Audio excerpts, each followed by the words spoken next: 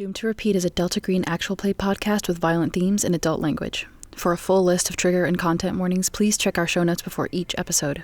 Listener discretion is advised. Hello, and welcome to episode 15 of Doomed to Repeat. I'm Sergio, your handler. I'm Aaron A. Pabst, and I'm Agent Samael. I'm Allegra, I'm Agent Tuck. I'm Amanda Dominic, and I am Agent Boomer. I'm Caleb, and I'll be playing Agent Merritt. I'm Eli, and I'll be playing Agent Hyde. I'm Zakia, and I'll be playing Agent Warp. Tonight's episode contains elements of the scenario A Victim of the Art by Dennis Detwiller. Let's begin. I can't get that kid out of my head. In the past, I'd chalk that kind of thing up to mental illness, schizophrenia, post-traumatic stress disorder, or even just the wild imaginings of a young man on the edge. And usually, that is the case. Most people just need therapy, maybe some antipsychotics, sometimes a little mock exorcism for a placebo, if they're so inclined. But now, I'm not so sure. Kid says he dreamt people's grisly deaths, only to wake up the next day and discover that they really happened. Sounds like something straight out of the green box to me. I can't help but wonder if it's related somehow to these reports on the news, this strain of ritual murders tearing through Long Island.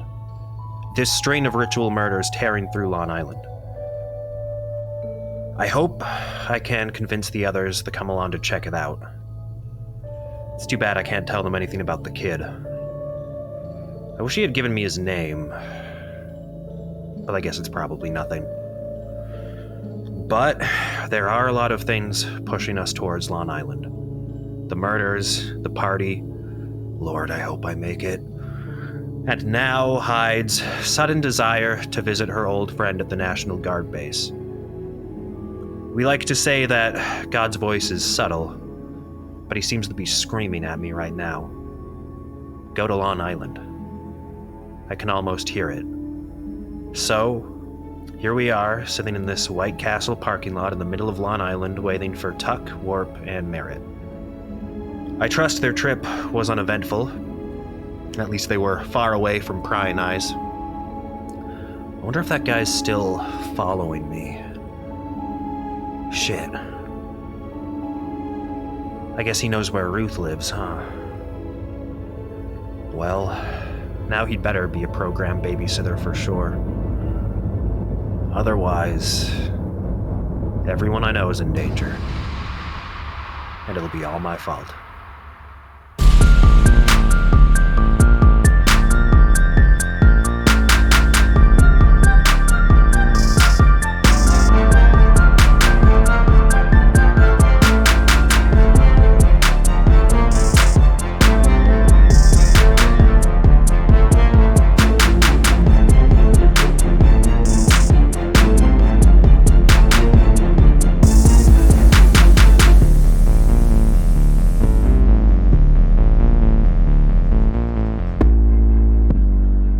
So it's April 24th, a little after 12:25 p.m. Agents Hyde, Boomer, and Samael, you are in the middle of or finishing your lunch as a black Corolla pulls up outside, and through the windows you can see Agents Tuck, Warp, and they assist Agent Merritt stepping out of the car, who is now in a full leg cast. What do you do? Oh, yeah. I'll rush towards them. What happened? We had a situation of operational security outbreak at a undisclosed location I think we'll have to discuss later. I'm gonna go to Tuck and be like, what the fuck is he saying? Shit went down. It's probably not great to talk about in public. Sergio, can I say that at some point, like at a stoplight before we got back, I took off my wedding ring, I put it back on the chain around my necklace, tucked it back away? Absolutely. Okay. All right, so what are we doing on Long Island now? Well, that is a bit of a story. I think we should all squeeze into the same car. Yeah. So it's tight, but you are all able to get around and in a car. I'll assume Samael's car is probably a little bit bigger Let's hope so. We'll make that assumption. Who's sitting on whose lap? Maybe even better, the two cars kind of pull up next to each other. And Yeah, we pull up backward, like opposite each other, so that we can get the windows lined up and get close without the mirrors hitting each other. So, who do you think should trade stories first? I'm very interested in your broken leg, Merritt. I think we have the longer tail. We drove out to DC. They met us at the coordinates that were given over the cell phone call, the correspondence. We were led to this location, an operating base they called Cicada. Inside, they were investigating the woman from the 1984 case, Deborah Constance. Do you remember her? She was the FBI informant, or at least the consultant they used for Devil's Night. Yeah. They were investigating her because recently she has been designated, well, we can mention that word later. She's still kicking? Yes. She is very much still alive and with the program, whether that is against her will or not. We'll discuss later. We met with Mallory, gave her the VHS tape, and delineated that evidence. And then there was an occurrence, an obstacle. Myself and Tuck were left to handle that obstacle, and in handling, I was injured. They were trying to reclaim Deborah Constance. Yeah, there's another dude from the 84 case, Wu? That seems way too wild to be a coincidence. Absolutely. Okay, but what are you guys not saying? Because that's why we're here to say stuff like what's going on. What are you not saying? We're not saying what should not be said in a White Castle parking lot. Hey, Boomer, chill for a sec. I'm okay. Do you remember Tanika from the 84 case? Yes. Deborah Constance is equal to... Is very similar. Got it. Oh. Yeah. Well, I mean, God, it was what? How did anybody know where to find that place? Who on this world is capable of A, locating such a place, B, breaking their way in? It's a very good question, and the answer lies in these two cars as well, former agents. They didn't come in from the cold, and they thought that Constance was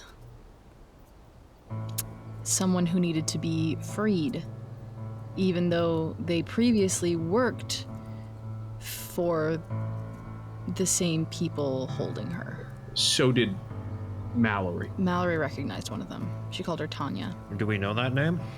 Not that we found yet, but I'm sure she's somewhere. And you guys stopped it. You stopped this second group. Oh yeah. I don't think we'd be alive if we hadn't. Did they make you two? Like, did they have other people that they reached out to saying you two?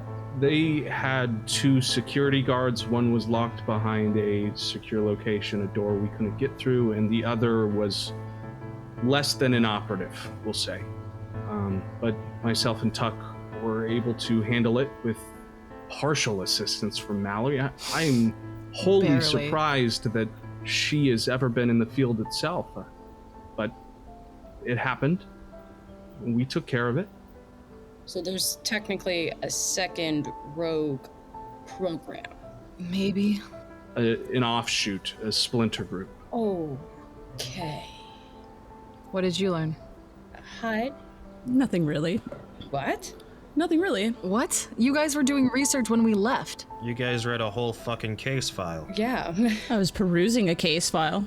You read a case file? You were both bent over the computer the entire... We did. No, we read this file and What case file is this? I don't believe we discussed going full into a case file. I was just following up with something that I needed to follow up with. That was it. And then we finished the rest of the archive work, and that was it. Okay. I'm kind of gonna look back between Hyde and the other group. I'm like, oh, okay. We're not gonna discuss what we read about the Navy. It's not relevant to the tasks that were set forth in the program. We all need to know the information that you know. We've just given you an incredible amount of information. If we're going to be a team, we need to be all on the same page. We are on the same page. What I was doing was not relevant to the program. It's clearly relevant information if you're keeping it hidden. Boomer, is this case file held on the database currently? Yeah, but I'll go ahead. Can I just go ahead and I'll just give him the summary of what I read. Sure. Yeah, you give him the summary of what you read in terms of the Tillinghast resonator, the occurrences on the USS Eldridge, the testing in 1943, and the subsequent mission in 2012 that sent 4 SEALs back in time to stop the anomaly and save the world. Did you say March Industries was involved in that program? Yep. Yeah. Also, get this. You remember that cork board we had back on the plane? Remember Ansel Incorporated pinned up on the board? Yeah. Yes. It's a subsidiary of March Industries. We just recently learned of their involvement with the program itself as a sort of shell connection. They were using it to fund the projects within the program. We also realized that Agent Nancy, from the same corkboard you're mentioning, Deborah Constance. Same person. Same person. One and the same. So this had everything to do with March Industries, and you didn't want to share this with us, Hyde? Is that right? Well, as far as Mallory told us, anything on the corkboard is irrelevant to what we have to do in the program, so it's not relevant. Right. I'm not sure I agree with that. It seems as though the Eldritch did in fact have case relevance. Even if it crosses over with our corkboard, it absolutely had something to say about the program's involvement. Well, think of it this way. What if you and I got Hyde? Then we'd be the only ones who know anything. That's the reason why I want you all to know, because guess what? Then we're all equally accountable. Okay. Another corkboard related finding, I guess. We did meet, we did meet, head of security D1. Yes, we did. Catherine Oakes. She's 1.8 meters tall. Yep, that's the one. Short gray blonde hair, blue eyes. She matched the appearance directly. Huh. She's something. She is extremely upset with us as a program, not only at our inception, but our performance so far. I spoke with her personally and received reprimand, we'll call it. What'd she have to reprimand you about? We left loose ends as a security protocol and as a project, and moving forward, we cannot provide any further. There was a lot of discussion over the handling of the Bauman case. Mm-hmm. I just want all of you to know that going forward, we're going to work together and ensure that that woman never comes face to face with us without a commendation.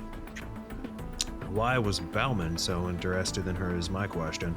I think he was tracking down the head of operations for each cell, correct?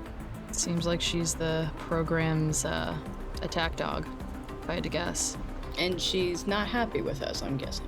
Not at all. But Mallory corroborated that she is very serious within the program. Does she report to Mallory? I think that Mallory would report to her. Right. Not directly, but in terms of hierarchy. Interesting. I worry that someone of that caliber would report to someone like the theoretical Director Pleasant. We'll stay out of her crosshairs if we can. Okay. If we can. Hi, do you want to tell him why we're in Long Island?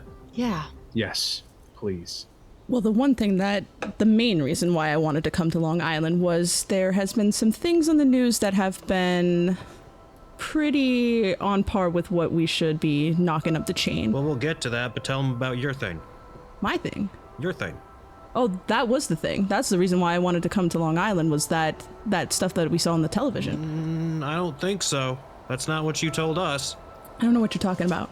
All I know is that you got real excited about coming to Long Island after you finished that case file. Because you wanted to do something in Long Island, and I saw that thing on the news, and that's definitely up our alley. We have nothing really to investigate at the church, so I figured we at least tag this for a second. Did the case have something to do with Long Island? No? Before? No? I'm confused. Is this regarding a current case within Perennial, or is this something actively happening in the news that we're chasing? Something that's actively happening in the news. Did you guys check those news links I sent you? I was driving. Did you guys check them? Well, I perused, but it didn't seem as though it was... Honestly, I thought you were giving it to us as an opportunity to give to Mallory, to someone above our pay grade. That's not what we're hired here to do. Well, yeah, that's the discussion. That's why we're all here together to talk about it. We could have had this conversation back in the city. There was no reason for us to come all the way to fucking Long Island for this conversation. Well, you see, Hyde, I was under the impression we were dropping Hyde off at the National Guard base. At a National Guard base? Why? Oh. That. Yeah, I do have to go see somebody really quick at the National Guard base, but that's not the main reason why we're here. All right. If you don't want to talk about it, you don't got to talk about it. I'm sorry, but who are you seeing at the National Guard base? I'm seeing a contact that I have to follow up with. That is a part of our project? Yes, and something I need to follow up with. Great, let's all go then. I don't know if I can get you clearance on an Air Force base. I'm sure you can pull some strings. A name, maybe? A name? Yeah. I have to go see my superior. She goes by Duck. If this is who we met on the tarmac, then I have to put in my opposition. Why? She is directly related with a possible outlier within this situation, being her associate that she brought to the tarmac. Now, this is not me taking sides in whatever happened on that day, but this is me absolutely affirming that that woman, we cannot be concerned with her actions. If we are investigating March Industries technologies, if we are looking into that prerogative, I've already secured a contact with our case handler, Mallory, that can serve as an alternative, but I do not want to work with the doctor directly. Okay. Is there a risk in doing so, or you just don't want to? I do not want to speak on it unless Tuck would like to take the floor. Yeah, I'd love to go to the Air Force Base, actually. Because Mallory told me that the person I'm looking for works with your doctor, Hyde, and that she should be there. And if I want to talk to her, that's exactly where I need to be, too. Well, I can't guarantee she's going to be there. All I know is that the doc is there, and I'm going to go see the doc. And frankly, I know that you might have poses of whatever Mallory said, but I've worked with the doc long enough to give her a little bit more extension of leeway than just hearsay. So you would be surprised to learn that she was working with someone she didn't trust. Well, yeah, wouldn't you? I don't know her. That's the point. You don't know her. I do. Changing. Okay, I think we're all gonna go to the airbase. I think that's just what's gonna happen. Awesome. After that, do we want to go? I mean, I'm not saying we got to investigate anything. Cursory glance. I have a suggestion. Go ahead. It seems like to get more, I feel like we personally should start going back to the beginning. And I did a little search on Daniel Freist and got up some interesting things on Camp Pendleton in Southern California. What I have is that apparently there was a Daniel Freist in connection with Black Chamber regarding decoding, and from the photos and all that I got. Sorry, I got scribbles now all of a sudden, Sergio. It just shows Camp Pendleton in Oceanside, California. Well, the important connection is that this is where he died. This was where he was and where he died. So I think, if anything, even if it's at least we can, that's tied into our main objective. Plus, it's California. You know they have better lockdown procedures. So. Well, I mean, that's down the road. That's tomorrow or the next day. But today, I'm not saying that there's anything we should get involved with these murders, but I got a reason to think it's relevant. If you and Hyde both think it's relevant, I'll call it into Mallory, but we can't take an active case on right now with a security agent down. That's just asking for trouble. They make a great point. I'm gonna point to Merritt and be like, yep, that actually is a good point. While this news story, I absolutely recognize that some of us feel strongly about. Samael, I want to support that. I also want to accomplish whatever we came here to do. Was there Another reason we're meeting in Long Island? Am I confused? Just Hyde's contact, right? Or is there something else? I got a personal thing, but y'all don't have to be involved in that. Is it like Hyde's personal thing where it's not at all personal and very relevant to this project? Thank you, Orb. I mean, I'm not gonna tell you you can't come. What's the play? What is it? What is it? I mean, I think we could all afford to blow off some steam, right? What does that mean?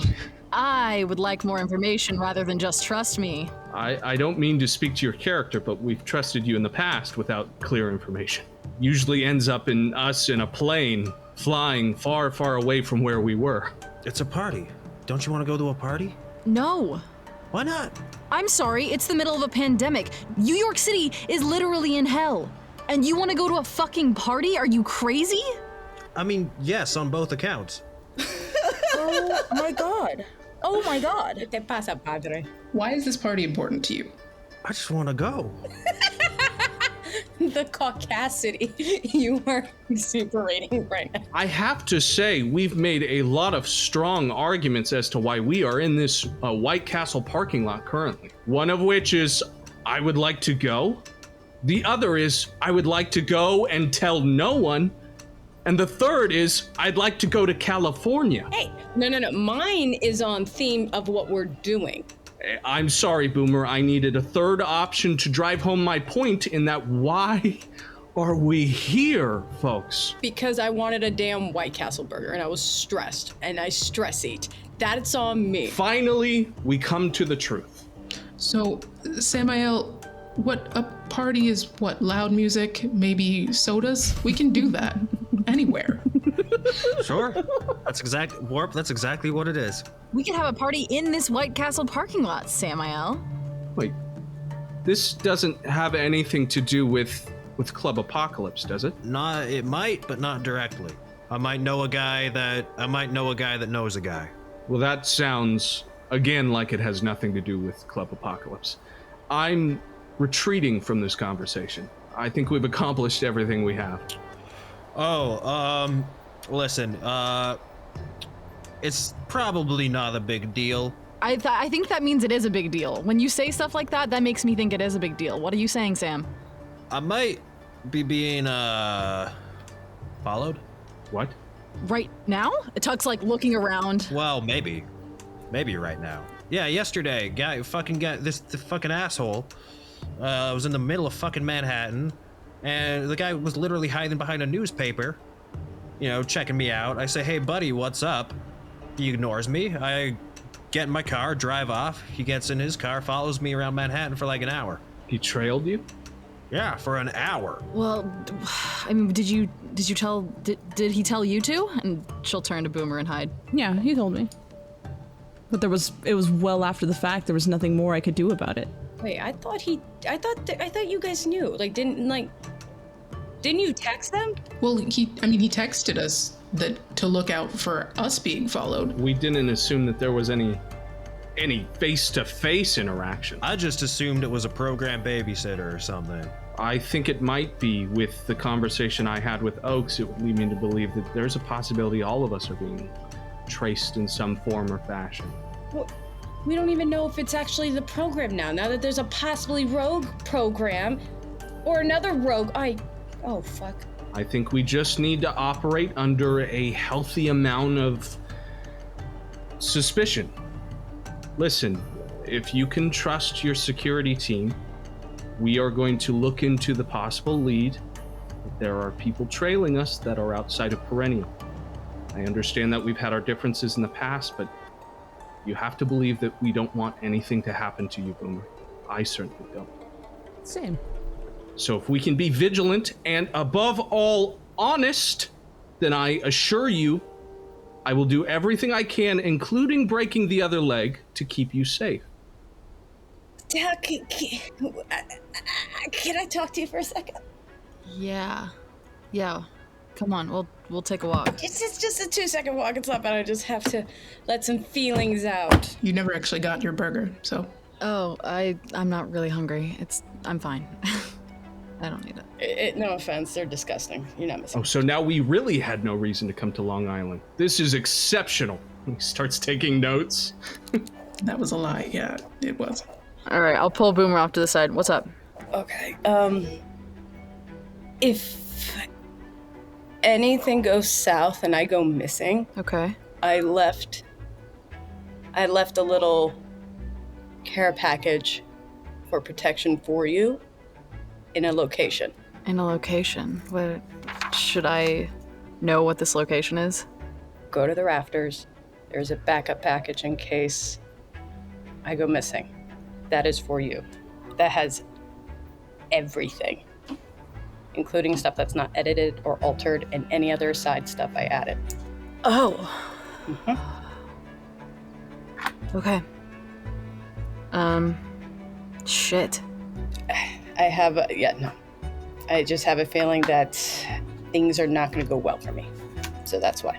I won't let anything happen to you if I can help it. I believe that. But now that we have extra backup and all that stuff, I'll be honest, we keep separating and shit happens. So I know how things are going, and I would be very pleasantly surprised if I make it another year. So I feel that, actually. On a similar note. Okay. At some point, I have a case file I want you to look at before we show the others. Oh, yeah, sure.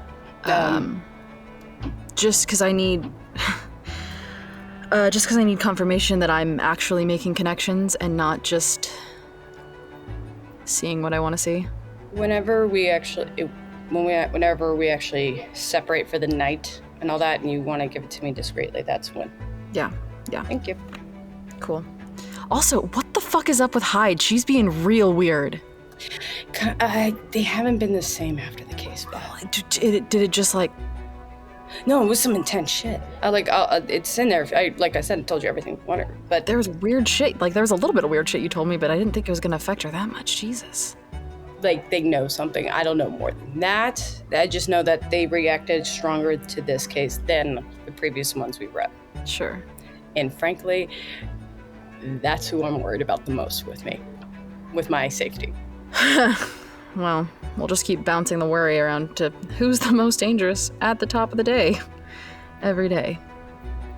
Sergio, while they were doing that, can I just give the news reports? Maybe I already have the information in my head, but can I just give those news reports another once over and see if they look at the specific locations in Long Island where those murders happened? Sure.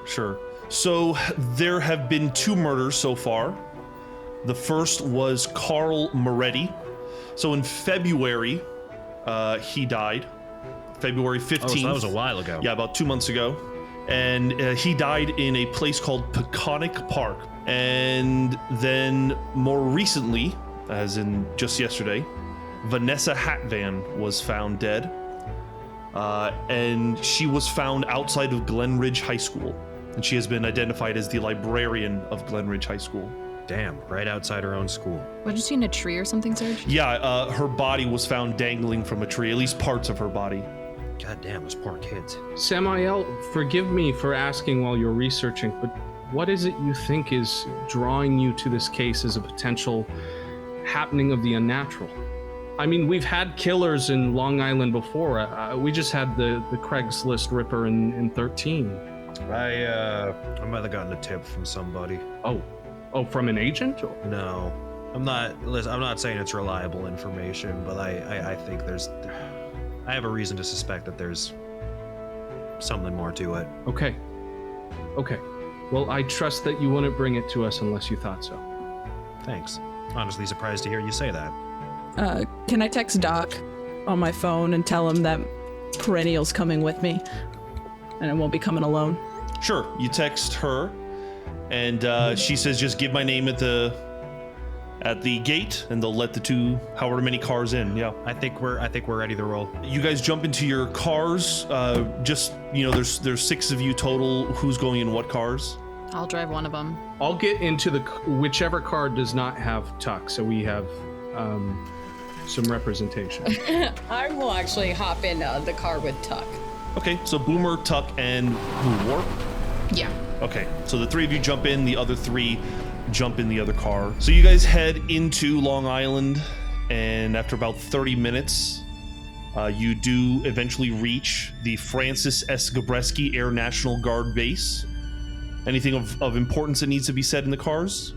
What's the temperature in these cars? I think it's real tense. Absolutely tense. Quiet as fuck. It seems that the little bit of distance between each group has not lessened the awkwardness. It's mostly chill. I think Warp is side-eyeing Boomer a little bit for reading without her. Not saying anything, but it's just like The shade. Well, damn. Sam, did you bring your laptop? Yeah. Can I go on your laptop for a little bit? I want to review the Eldridge case file before I go to the naval base. Can we use each other's laptops? I don't care. I just wondered if Boomer might care. Go for it. I don't know about the internet connection, so I'm just gonna try to get on the laptop. I assume that we have like a cellular hotspot or something. Make a luck roll. 21. Okay, that's a success. One of you has a cellular hotspot. Yeah. I'll help out. You open it up and you turn it on, and you remember that the laptop is supposed to come with a fob. You don't see that fob. Fob. Hold on. I dig around in my pocket. Yeah, Samael, you don't have a fob. Uh-oh. Did you leave it back at the church? I don't think so. I would have had it on me. In your apartment, maybe? Well, it better be at the church or at the apartment, I'll tell you that. Do we need to stop, Samael? Someone better call Boomer. Well, I will call Boomer. Let me call Boomer real quick. Hello. You're on speaker. What's up? So great that you're on speaker. Quick question. Since you found Samael's laptop, did you by chance have his fob? No, No? it's not on me. You didn't find it wherever corner of the part of the church you found it at? No, I did not find it under the couch or in his office. What is the risk of not having the fob now? Do we need to stop and handle it, or can we press on? No, you can press on. The thing is, those fobs, they're like, you gotta understand there's multiple firewalls on that thing. So if anyone were to even plug it in, it's designed to look like a junk bullshit file, or it's not gonna work. No, so it has a bunch of security passcodes, so we're fine. Yes. Okay, that's all you had to say. Thank you. Hangs up. Hyde, I've got to ask. I know that you can be a private person, but this case, it must have had something exceptionally to do with the corkboard if you're this averse to sharing it with the rest of us, but still want to investigate on the way. I just want to follow up to make sure I have the questions I need to ask Doc answered. That's it. I'm just following up with what I was asked to follow up with. And you would tell us if something you saw in that case had something to do with Perennial? I would have told you. Or if I felt that it was necessary or relevant, I would have said something. I just wanted to touch base and know that you are the same Hyde I left. Yeah, I'd never left. Oh, you know what? Yesterday I found my laptop under my couch cushion in my office. I'll bet you anything the fob's there too. I probably plugged it into the laptop, somehow it got under the couch cushion, and the fob fell out under there. I'm sure that's where it is. I'm sure that's exactly how it went down. You found your laptop underneath the couch? I've found things in stranger places before. Samael, I know that I may harp on you from time to time, and I understand that sometimes a relationship can fray at moments like this where our personalities differ, but in the future, if you could keep a closer eye on your belongings, just so that we don't have to worry over this. I mean, well, we found it, didn't we? That is not the point. Point is, if something were to happen to either of those items, our relationship would become much more strenuous than it already is, and I am attempting to repair that connection. Are we understood? I mean, if I lose something, I'll lose something, but I'll try my best. Thank you for at least reaching out to me with that olive branch.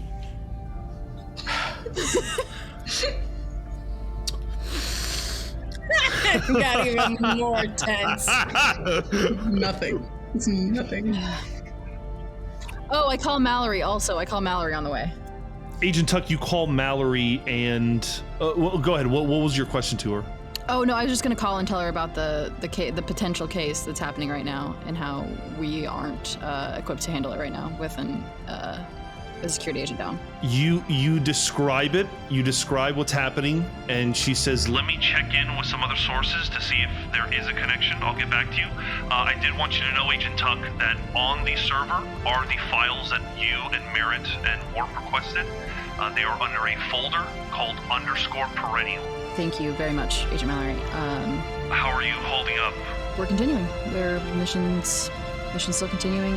Agent Samael said he had a source that may have alluded to these murders being program related, which is why I'm calling you in to maybe send another team. Right. Well, I do want to say though, Tuck, unless you weren't aware of it, the DO is very impressed with how we were able to handle Cicada, so thank you for your assistance. Well, we only almost lost Merritt over it, so glad he's happy.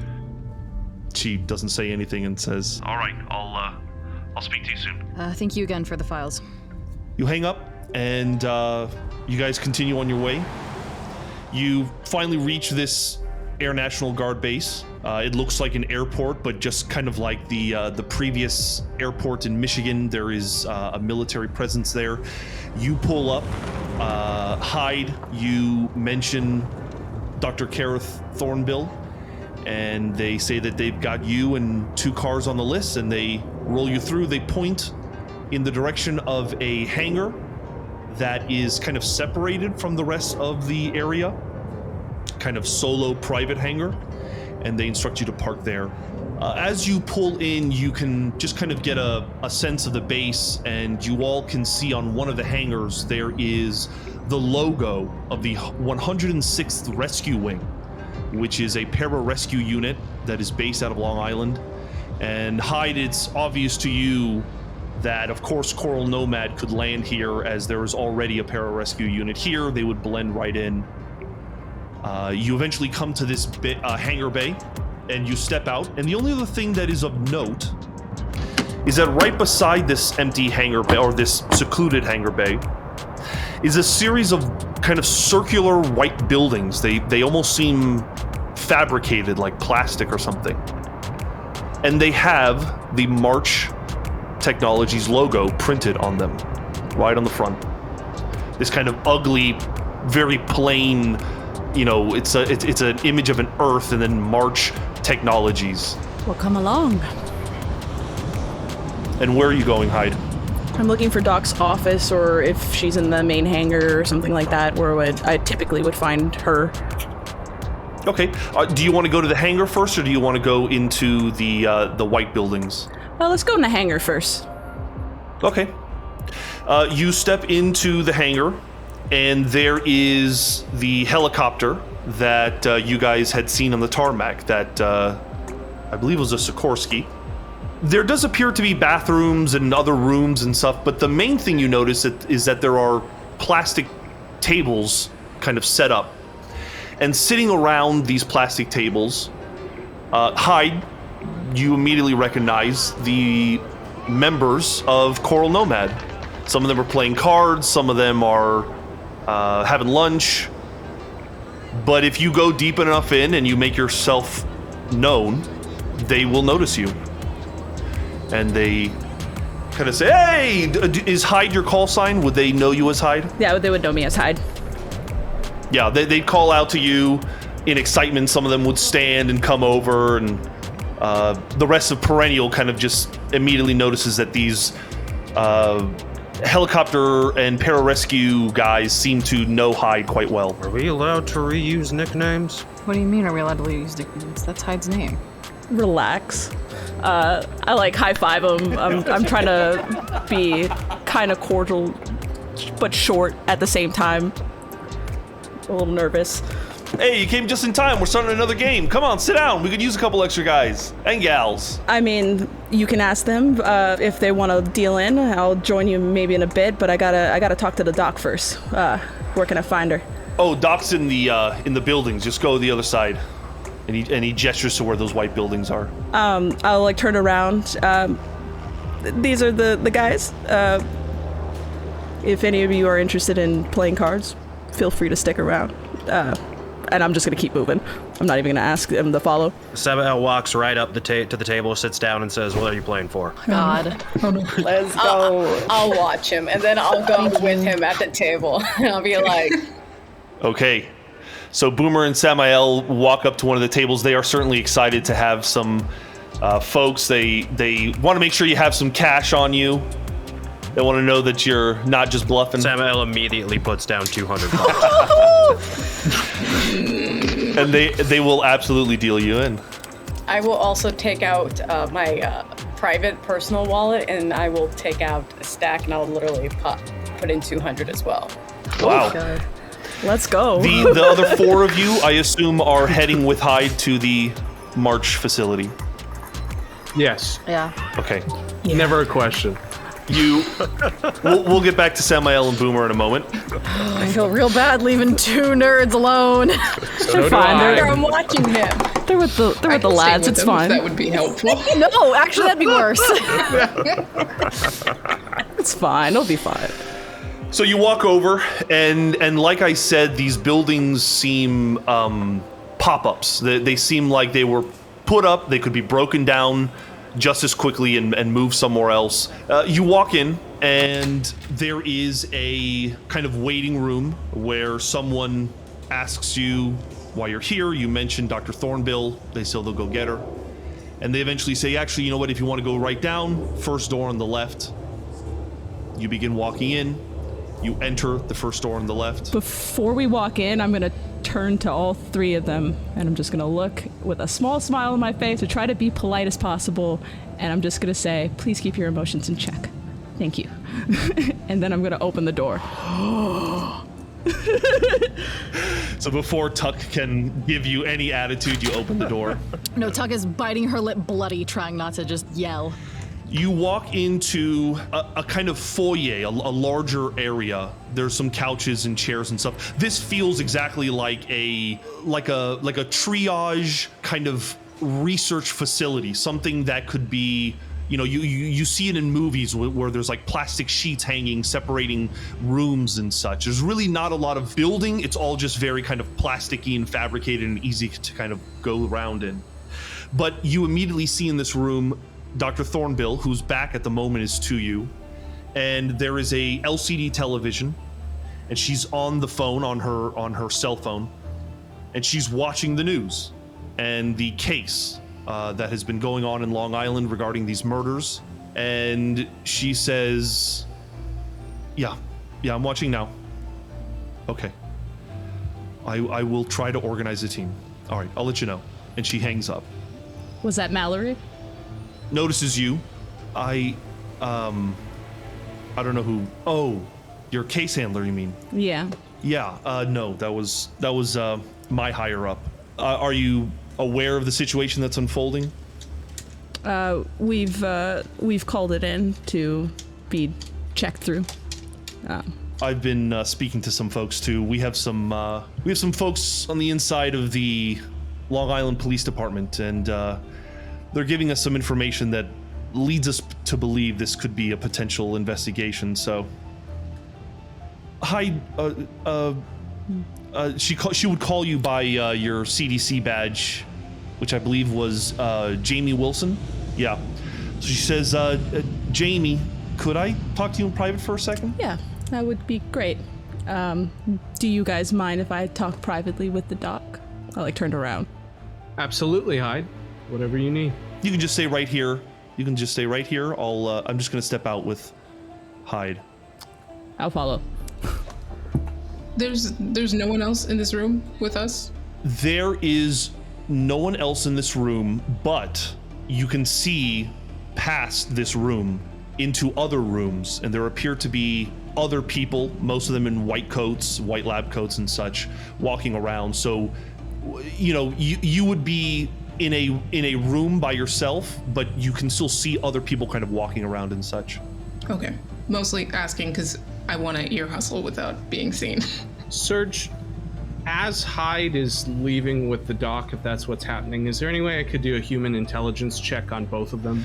Sure. Yeah, just make a human intelligence roll. And what are you in particular kind of looking for? I'm looking for irrational or strange behavior in Hyde. I've been noticing that she's making this weird, irrational decisions to hide information from us. This whole encounter has felt that way, and now she's asking to be alone without us, knowing that this has to do with the project. I want to know if it's because she trusts the doc and she needs that information in private and it really is just cordiality, or if she is hiding something from us. Yeah, go ahead and make that human intelligence roll. I succeed with an 8 against 80. Oh, fuck. Oh, my boy. Wow. You know, you only have so much information to work off of, but Hyde is noticeably acting different and certainly wanting to speak privately with Thornbill is out of the ordinary in the sense of the decision to kind of share amongst each other as much as possible as a unit. Thornbill does seem nervous, but she's playing it off and kind of putting her energy on Hyde, like wanting to get her out of the room. I will say this, that Thornbill will take Hyde just kind of to a space where you can still see them. You can still see them speaking, you just can't really hear them.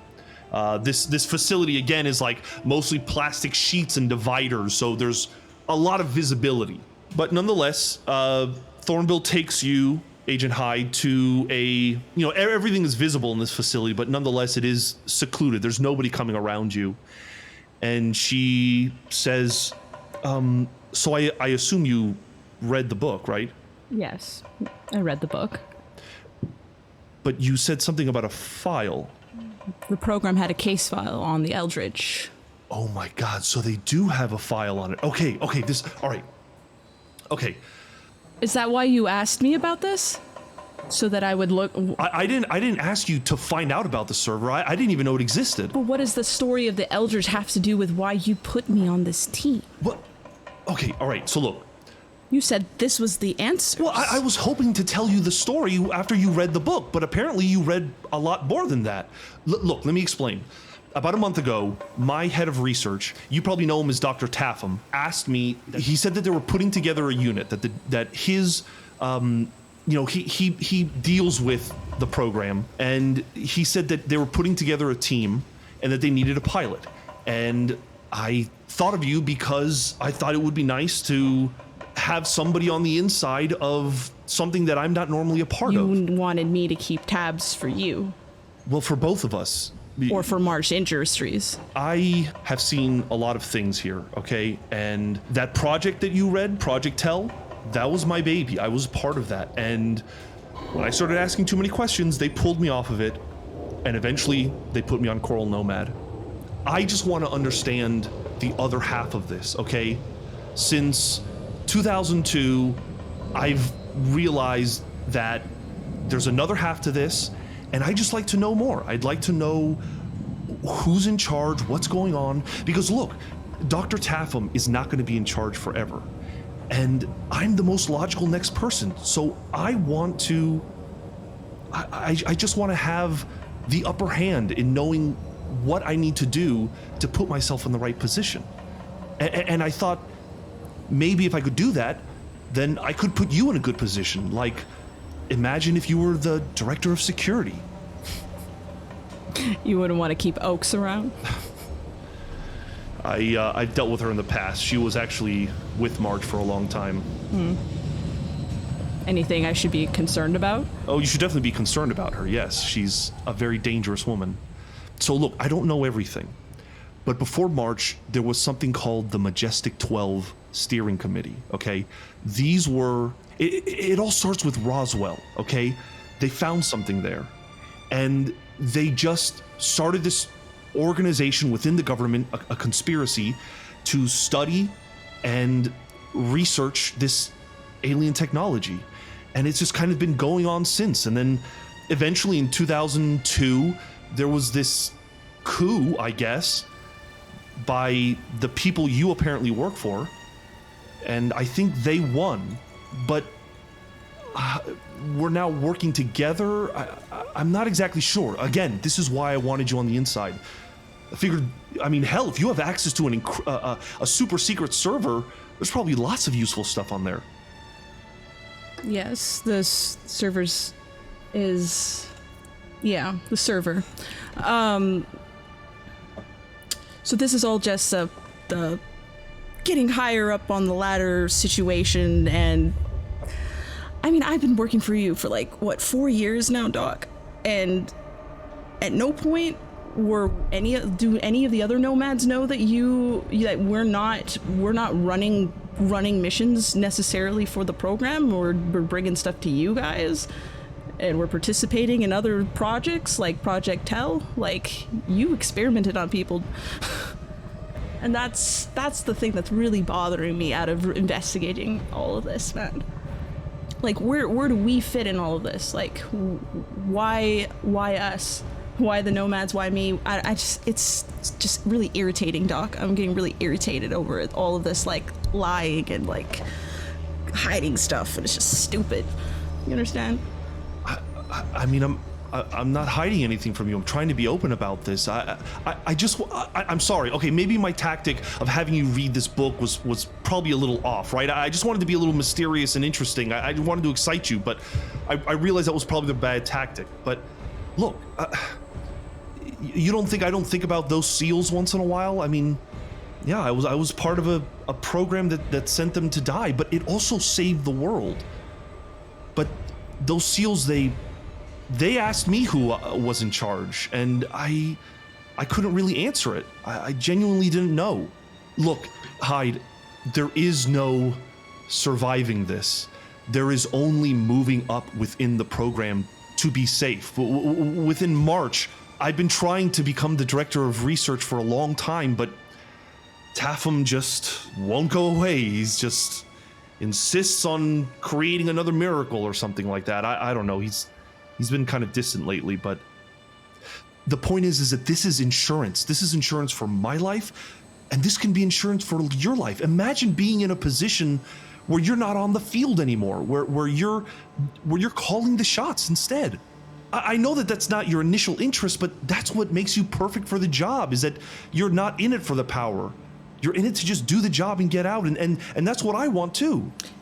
And if you were the director of research, getting out may be a survivable possibility for me? Yeah, because once I'm the director of research, I'm part of the DO, and I could make a request that you become the director of security, and we have each other's back. Okay. Well, what else do I have to do now if that's the situation, the play? What more do you need from me? I mean, getting access to that server would be nice, but you don't have to do that. You don't have to do that. How about we just keep each other abreast of what's going on? It'd be lovely to, kind of pick your brain about what you currently know about the program. But we don't have to talk about it now. Now would not be a good time. I'll play along for right now, Doc, because I'm just a little interested in how deep this rabbit hole's gonna go, but the bigger problem right now I have is that I got 3 people sitting in your office who want a bone, and I have to give them a bone so that they can get off my back, because all of this is really getting suspicious. So I will play along if you can give me access to Halo, or Hooks, whatever her name was, for a 5-minute conversation. Is that what that whole thing on the runway was? On the tarmac? Apparently so. I don't know what exactly it is, but it's pissed off one of my agents, and I need to give a bone. So if you want me to keep doing this for you, that's the bone. Okay. Let's go talk to them. I think I can make it happen, but I think I've got another bone as well. And before she goes to explain what that is, we're going to cut back to Tuck and Merritt and Warp. The 3 of you are standing in this room by yourself. You can see Hyde and Dr. Thornbill kind of discussing something. They're about a dozen feet away. You cannot hear them. Does it look heated? Is that tension? It looks like they're having a serious conversation. Not a lot of smiling. Agent Tuck, with an alertness at 60, you are just kind of scanning this facility. And Tuck, it hits you. You know, you had an argument with Mallory about visibility, about why can't we be more public? And here you are in a March facility, an organization that you have recently come to learn is very much tied to the program, and it's pretty visible. I mean, being on a Air Force base is pretty damn visible, and they don't seem to be having any problems. But that's when you notice that in another room, another kind of plastic sheeted, cordoned off room, you see Dr. Hooks. They have stepped out of a room and are now kind of watching a monitor. They seem to be watching something that is going on in the room beyond them. And it looks like there's two people sitting at a table in a room on this monitor. Is it like an adjacent room? It's within walking distance. You can get there easily. Shit. All right. I'm gonna tap Mara and say, "Hey, I see Halo, so I'm gonna go talk to her." You are? Yeah. Okay. I'm not gonna wait to be told no. I know. So I won't try. Go. Talk with her, but be safe and know that call for us if you need help. I got it. I'm going. And Warp, what are you doing in this time? I don't know if there's anything worth looking at. I think she's gonna try to learn as much as she can without breaking the rules. So if there's stuff just out to look at, she's gonna look at it. If not, then maybe she'll probably just look around, wander around, see if there's anything else. There is a computer. I would say that there's probably like just a desktop computer. Okay. Then yeah, I'll see what's on there. Okay. You sit down and it obviously has a password. Seeing this, can I stand by her to look as official as possible? Sure. Thank you. What are the chances that I can guess the password? Is it March? March 1, 2, 3, 4. Yeah. Do you try that password? Only if I'm sure. I do try it once. You have 40% in computer science. I'll allow you to make a computer science roll. I'll science this computer. Oh, it's a 24. That Nice. Oh, fuck, yes. Oh my god. I'm in. Yeah, it was March 1, 2, 3. So Agent Merritt, you see Agent Warp like Alt-Tab and Control-R, Command Prompt, like opening up things and clearly trying to bypass this security password. She's not going to know what it is, but she is making progress in getting through. But you also can see that the conversation with Hyde and Thornbill looks like it might be wrapping up. Warp, whatever you're doing, they're coming back quickly, and I hope that can't be traced. It probably not. Warp, you eventually manage to pop it to the desktop, and we'll come back to you. Great. Agent Tuck, I assume you walk over to the room. Yeah, I'm not gonna be stealthy about it. I'm just gonna. I'm not gonna like announce myself, but I'll come in. There is a drape that kind of separates you. You step into the room, and Dr. Hooks does not acknowledge you. Her eyes are fixed on a couple of monitors in front of her at a desk. And as you're kind of assessing the situation, you're taking in what's happening on these monitors. And what you see is two individuals sitting at a long table, and there is this kind of separation between them where they cannot see their hands. One person is holding a deck of cards, and they're going through these cards, and you can hear over the loudspeaker, they're not saying anything. They're looking at the card, and they don't move until the person on the other side of the table says, square, triangle, circle, square. And you can clearly see the cards, and about 9 times out of 10, about average, not necessarily 9 times out of 10, but about on average, the person is right and wrong. With your human intelligence, you can quickly tell there's some kind of experiment being conducted regarding maybe precognition or telepathy, but this experiment is happening. Do you do anything? About a minute passes, and she is not acknowledging you. She's just very, very intently looking at the monitors. Is this where you go after you sign the book? Shh! She puts her finger up and shushes you. I'm gonna walk closer and cross my arms and watch with her. Okay. She does kind of side-eye you, and as she kind of side-eyes you, she leans over the desk and she pushes a button and she says, "Introduce the asset, please."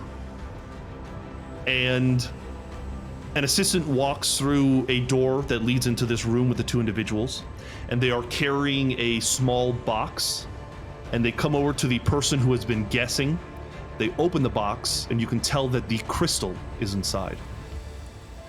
They are instructed to pick up the crystal, which they do, and the assistant walks out, and the experiment is conducted again. This time, the person holding the crystal is told to close their eyes and concentrate. And as the person holding the cards begins to reveal them to themselves and they're looking at them, the person on the other side holding the crystal gets it right. And then they get it right again, and again, and again, and again. And as they continue to get it right, Dr. Hooks says, "Excellent," and she starts writing something down on a piece of paper. Is this what we brought this to you for? She finally kind of stops and looks at you and recognizes you as the woman on the tarmac and kind of takes a step backwards and say, "How did you get in here?" Front gate. I'm not trying to hurt you. You know me. We worked together. Hayla, what the fuck are you doing? Could you tell me who you are? I'm Agent Tuck. We worked together in Meadowbrook. You signed the book and you disappeared. I'm sorry, but I don't know what you're talking about. I and she's now looking around trying to find someone.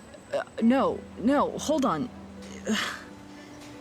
Can I roll like a human intelligence and see if she's like fucking with me? Sure, if she's like sure. gaslighting me or something? Sure. Oh, I failed. It's an 87. I failed. She looks pretty disturbed that you're here.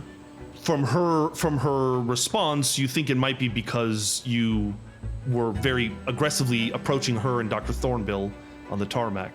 You look like someone I worked with. You just looked like someone I worked with. I can tell I was wrong. Oh. Now, you've never been to Meadowbrook, New Jersey?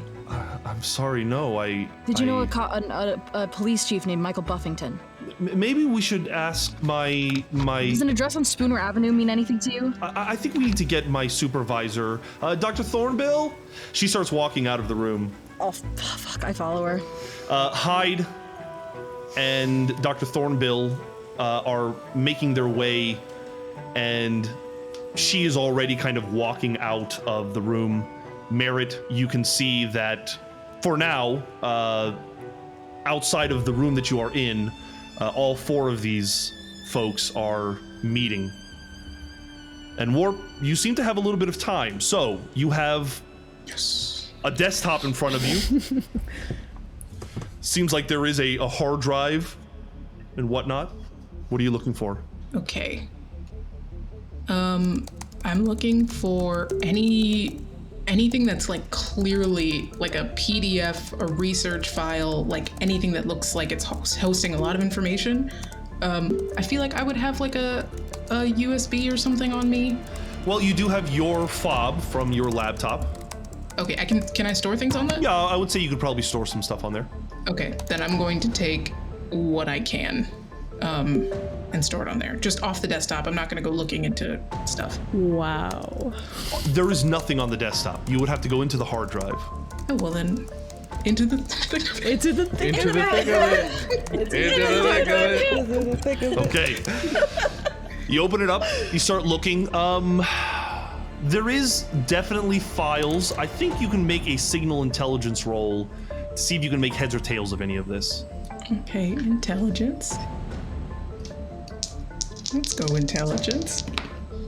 Oh yeah, that's a pass. 42. I mean, there's a lot of stuff. A lot of stuff is password protected. A lot of files. But you do see some files that exist in regards to two items of interest to you. One of them is the crystal. The other thing of interest is mention of the reverb.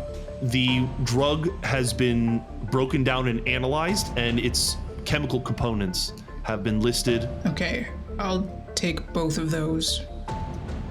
And you said those are the only ones that I have easy access to. Yeah, otherwise everything else seems to be very heavily fortified with passwords. You can't even open programs without having passwords and stuff. Okay, I think that's enough.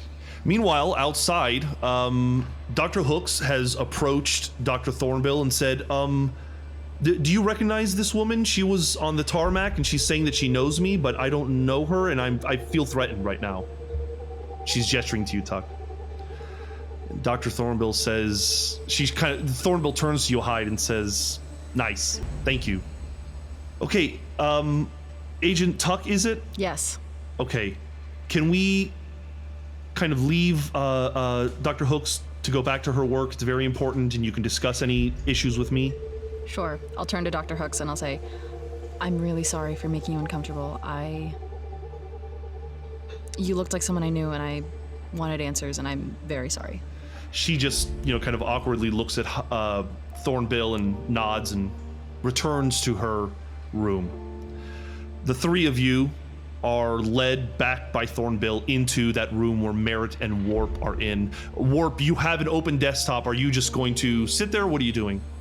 No, quickly just shutting the whole thing down, and like scooting the chair, making it look like actually she's gonna shut everything down, stand behind the chair and like scoot the chair towards Merritt so it looks like she was offering him the chair. I'll sit down right as they're coming through and like prop up the crutch right in front of the desktop. Oh, I see. So real quick, I need you to make a computer science roll to like definitively get back to where you were.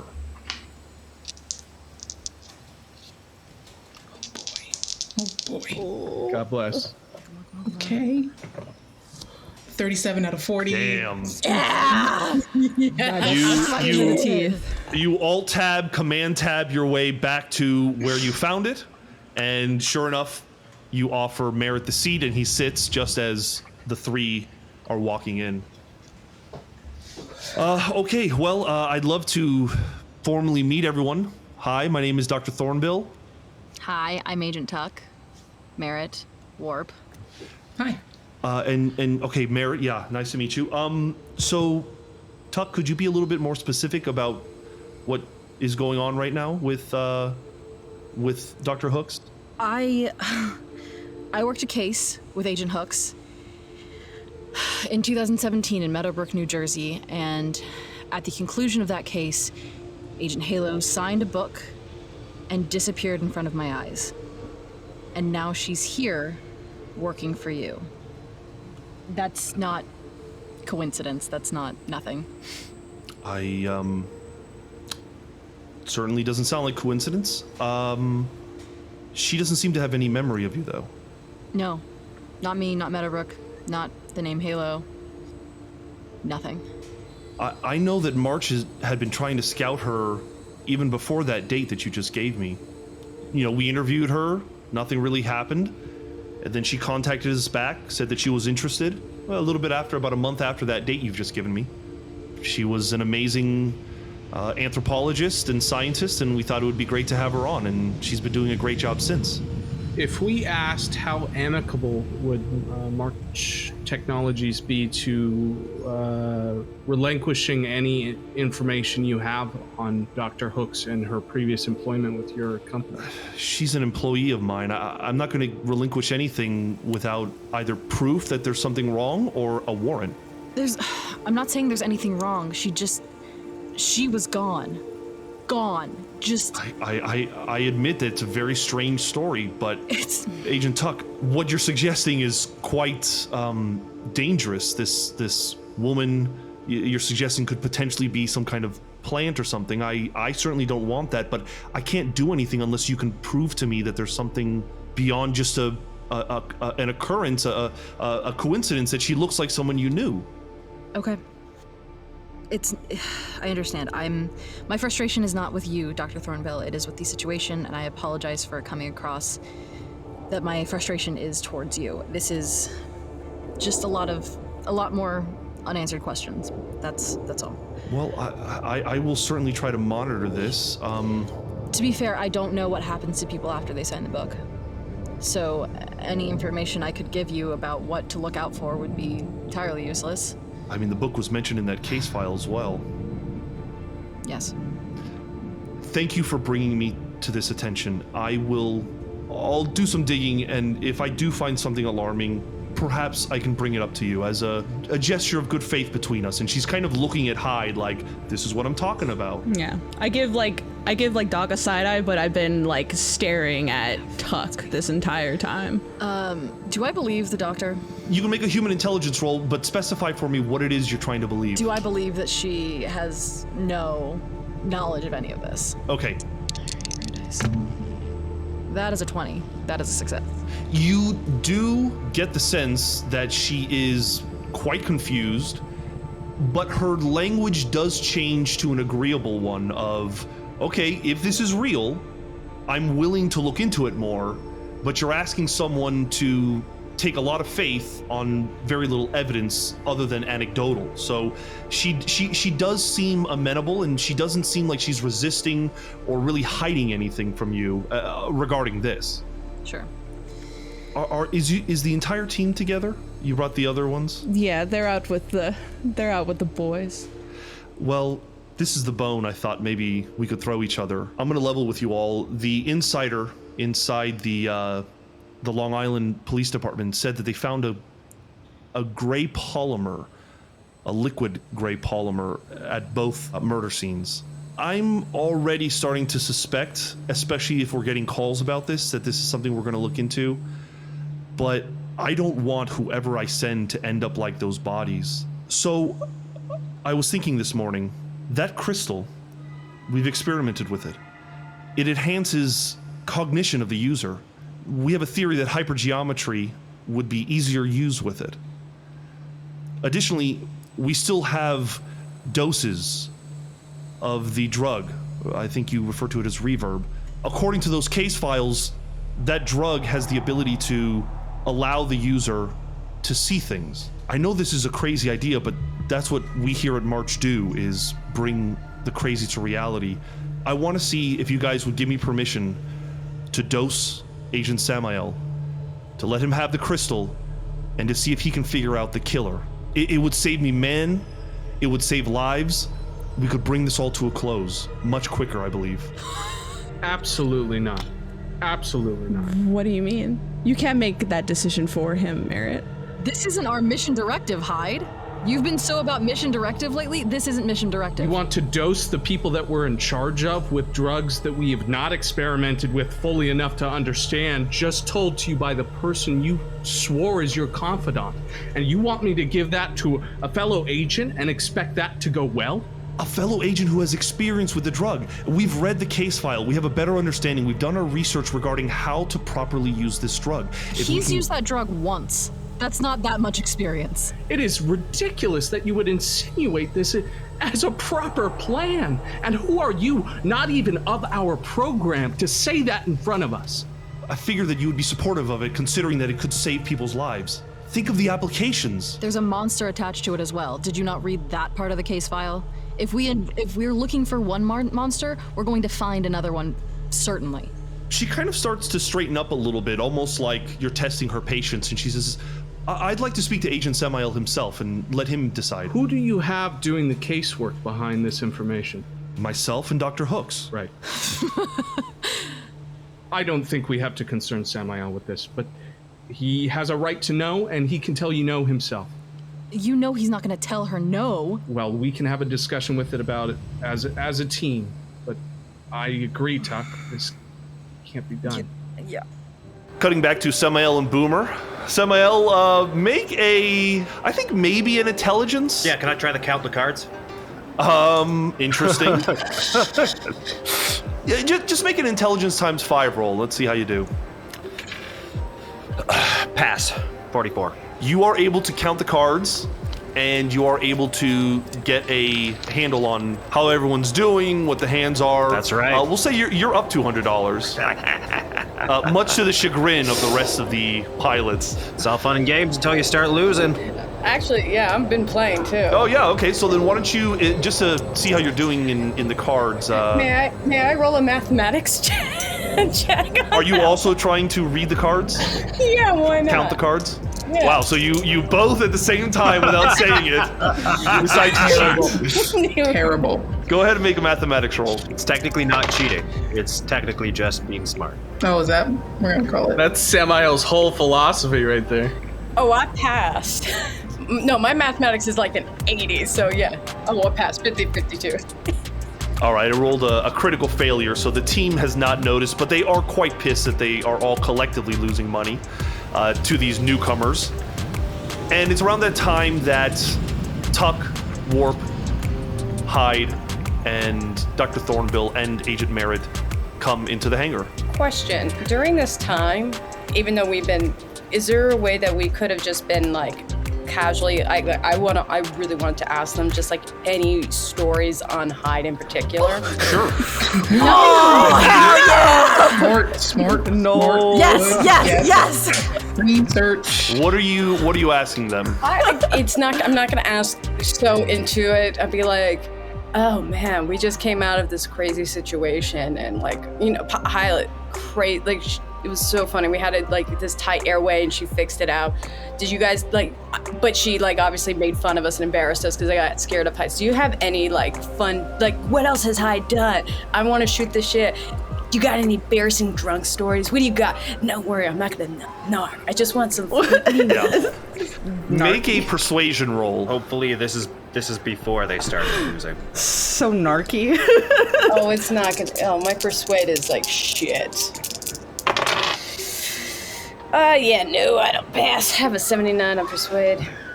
I mean, I failed. They have mostly silly stories about Hyde drinking too much and how they prefer when she's drunk and kind of on-based stories.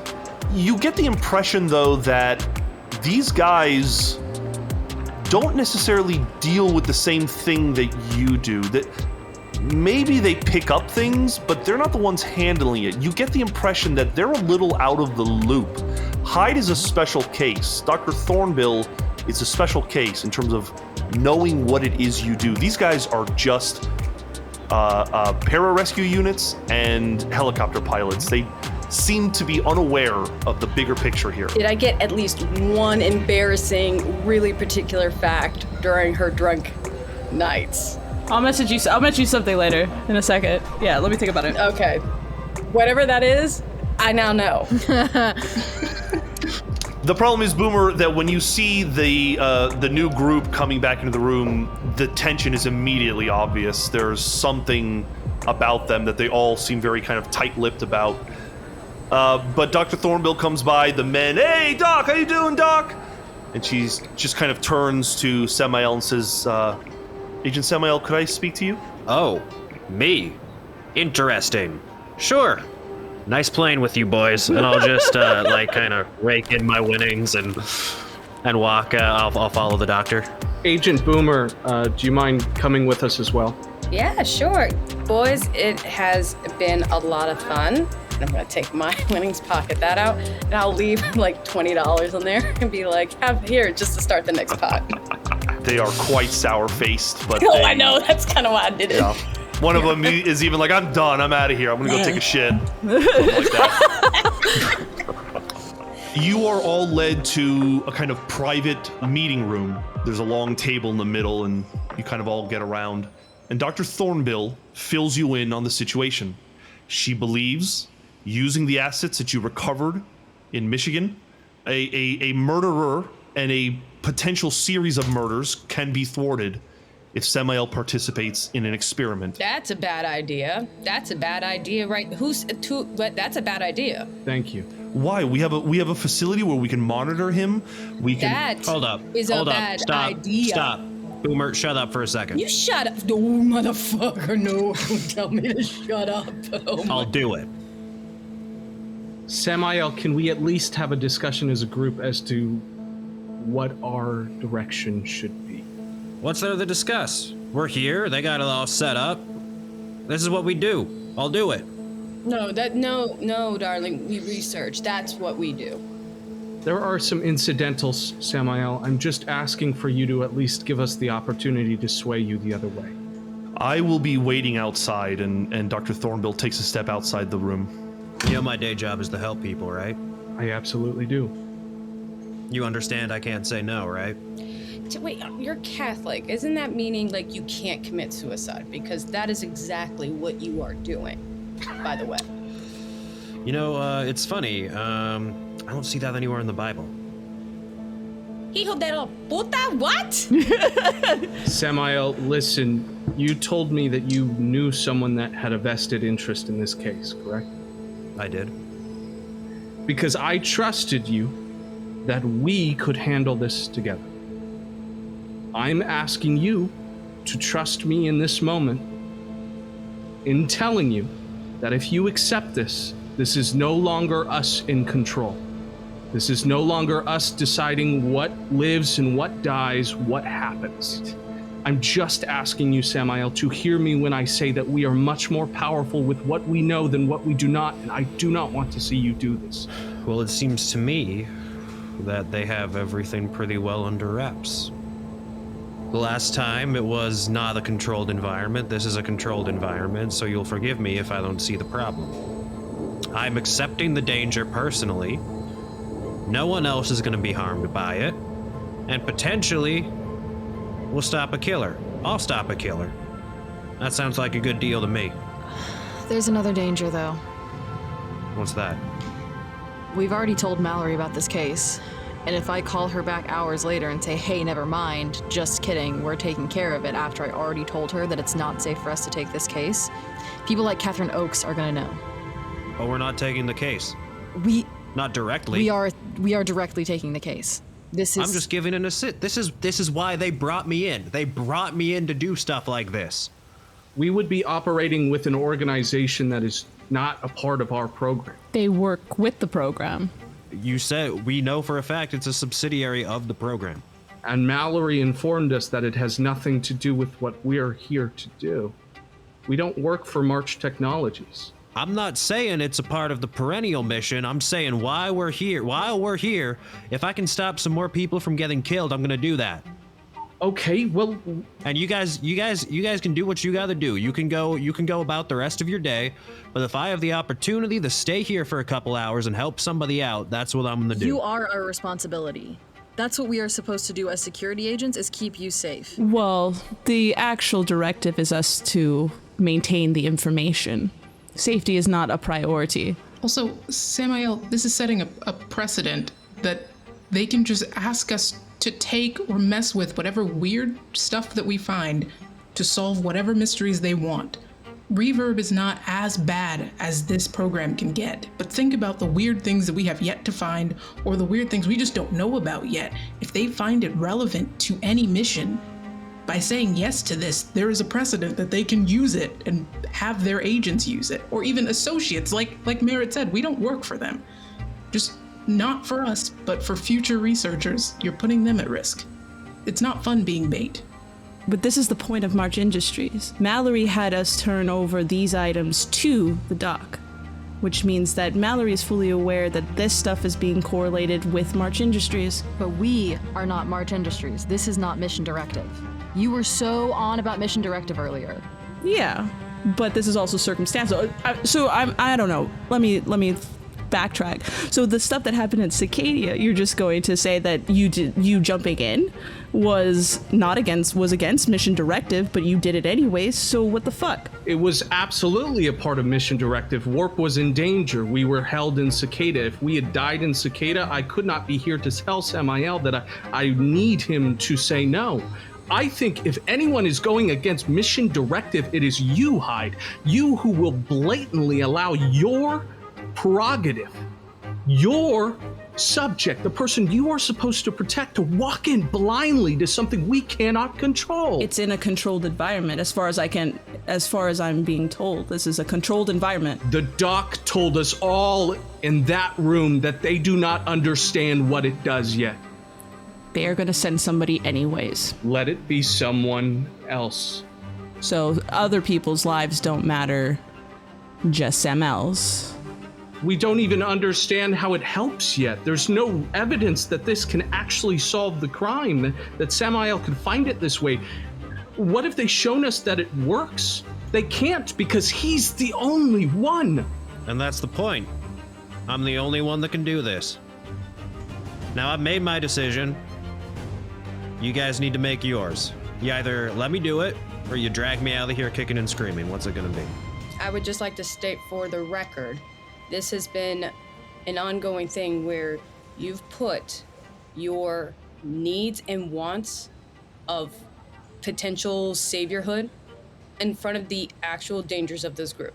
If you choose to do this, I am gonna go sit my ass in that fucking car away from this, because I will not be near that thing again.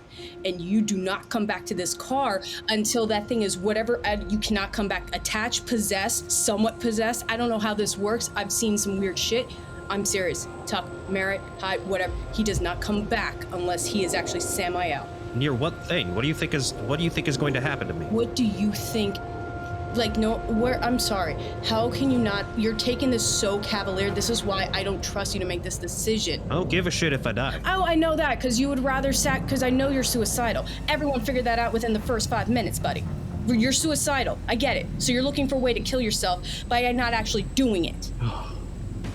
We're off base. We're dissolving again. We need to find... But Merritt, he's already made his mind. Look, you're gonna do it, right?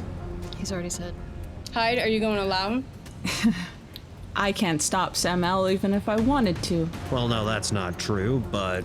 I mean, I could physically pick you up, Sam, but you have made it very clear that your choices are your choices. Merritt, you can't stop him. You're hurt, and Tuck can only do so much. Not that I know you can kick ass, I get it, but if Hyde, you get where I'm going. In other security... You guys wanted to come... Look, you guys wanted to come here. I didn't want to bring you here. I just wanted to handle my business and move on with my day. But you decided to come... Your business affects the rest of us. No, it doesn't. None of this affects you. Oh? What? I'm sorry, do you see the case? But you know what? If I decided to show up by myself and this was offered to me, maybe we would have been able to handle this outside of the facility. But you have now brought all of yourselves here, and now we have to make a decision right here and right now. You are continuing to put us in positions because of your selfish needs. You're talking about my prerogatives? What about your prerogatives? We're here because you brought all of us along because you wanted answers about something that you didn't get. And you can't even offer and extend a little bit of trust to me so that I can give you what you fucking want. You tried to keep information from us. Why the hell would I trust you after that? Because I don't like to just spout off willy-nilly unless I understand something that is going on. And as far as I know, That's why I don't we're have... a team. We have information to help each other. But you don't have the information for me, Tuck. I know where to get... You don't know that! I definitely do, Tuck. I very, very so much do. Time out. Time out. Agent Warp. While we were inside, we went through a desktop searching for information. Are you shitting me? Please tell me that there is something on that drive that might give some credence to what we're doing here so that we can make a decision as a team. I need one night. There probably is. Huge chance that there is, but I don't know if it'll change the decision. I need to go over it first. This shouldn't even be something we're entertaining, but we're here now. So we give Warp a night. I can obviously help. Maybe that'll help expedite things faster. I will share my files with you, Boomer. Do you think the doc will take that, Hyde? Probably. Great. Then why don't you go talk to her? You know what? I will. I will go talk to her. Samael, does that work with you? Hyde steps out of the room. Hyde, you can see that the doctor is on the phone. And as you approach, she finishes the conversation and hangs up and says, "Has a decision been made?" They want a day. Can I get one? They don't trust you, Doc? I was worried about that. which is why I made a phone call. Tuck, your phone rings. Fuck. Answer it. Your burner phone rings and you pick it up. Yep. Hello? Agent Mallory is on the other line, and you spoke to her just maybe an hour or so ago, and she seemed in okay spirits. You recall the way that you felt after that interrogation, and you get the same feeling from her, like she was just grilled. And she says to you, Agent Tuck, I know I said one thing earlier, but I need you to let Samael do the experiment and just move on afterwards. If you'd like, you can leave him behind. No, we're not leaving anyone behind. I'm sorry. This is above me. This is what I assumed your phone call was going to be, honestly. Can I ask who handed this down, or is that above my pay grade? make a persuasion roll. Oh no, I don't even need to look at my sheet. I failed it. Ah, shit. You can hear the trembling in her voice, and she's just like, please just let him do it, and then you can go on. I don't want to get yelled at again. Understood. Thank you. Players, I want to remind you that you have total agency as your characters, and you can ignore this directive from Agent Mallory. But nonetheless, it seems that you have been told to follow through. Who was on the phone? Who do you think? I'm gonna come back in the building, or in the room. What'd she say? I want to lie to you guys so bad. In the interest of honesty, though, and trust, Agent Mallory has called and told me that we are to go through with Dr. Thornbill's plan and allow Samael to... What? It's an order. Well, there you go. Now, then, not tomorrow. Samael, it's your mind and your body, so I guess it's really down to what you think you can do, I guess. If it's gotta be now, it's gotta be now. The longer we wait, the longer someone else can get hurt. Then now. I'm gonna take this because I do have a couple rings on my finger. I'm gonna take a pinky ring I have and I'm gonna slide it over to Samael and then be like, just if you get stuck, just think circles. That's what I'm just gonna do, just so he can have a tangible circle thing, slide it over to him. Thank you. Tuck. What's up? Just in case something happens, I'll reach into my coat, pull out a little fold of paper that I wrote Dr. Bauer's information on. I don't know anything about this Dark Man guy you asked me to look into, but I found you the name of a guy that does. If something happens to me, you just go ahead and give them a call. Samael, I wasn't trying to take away your agency. I just... Water under the bridge. Be careful. You know me. That's why I said it. Samael, Hyde, and I assume Merritt step out to where Thornbill is waiting for you. And she says, Agent Samael, has a decision been reached? I'm gonna help you out. Excellent. I assure you, we are ready. We have a room waiting, and this is going to save many lives. Please follow me. Tuck, did you... Yeah, let me talk to you real quick. Yeah. I'm gonna pull her off to the side. And I'm gonna get the box, the 97 box, out of the Corolla, and I'm gonna say, okay, I just need you to read and see if I'm making connections that you see. Copy. Okay. This is, mine. Yours? Yeah. Okay, definitely. Okay. You'll get it when you read it. But just if I'm making things up, then we can ignore it and I can just take it home again, and it doesn't matter. It does matter. Say no more, because I don't want you to accidentally taint anything that I could misintrude. So let me just... Yeah, you're right. I won't say anything more.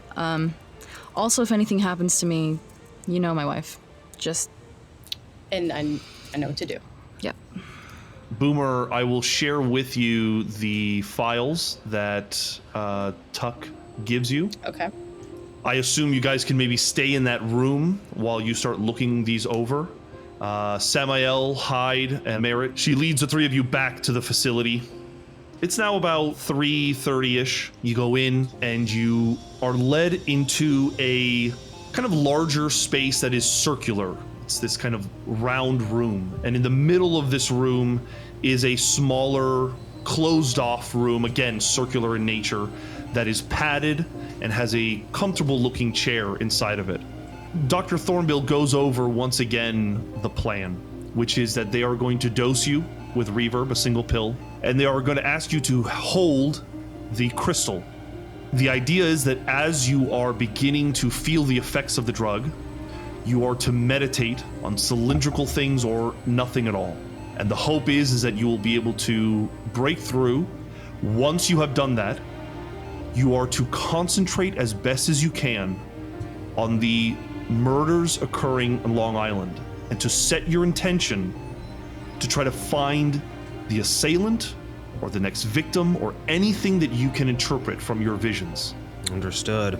Speaking of which, I'll make sure to pull that my cross that I've carved the elder sign into the center of is hanging loose, so that's plainly visible. You do that, and Hyde, Merritt, you are placed in this main room, and Samael's placed into the smaller chamber, and you can see that they have monitorings. They are placing heart monitors on him. They have EKG meters on his temples. He is fully decked out, and they can see everything going on internally about him. I just wanted to say something to Merritt as they're like setting Samael up. I'm just kind of still watching Samael, but I am going to tell him the day Samael took that reverb was the day he no longer had a choice in a matter. That there was going to be eventually a time that they were going to ask him. We just brought him straight here for it. And then I'll look over at him and then look back. I think I understand what you mean. I'm sorry I fought so hard for it. But you understand, right? He's the reason you and I are here. Hyde, this is a professional curiosity and a personal concern. If you felt compromised, like someone who had taken reverb or done something that they can't look at, would you tell me? Fuck. Yeah. I look at him just plain in the eye and said, yeah, I would. And that's all I need. Human intelligence check. Yes. I believe you. Do I believe them? You can make a human intelligence check, and Hyde, let me ask you to make a persuasion, perhaps? Deception. I think you could invent a deception. Persuade? I think either that or a charisma check. My human intelligence was a 29.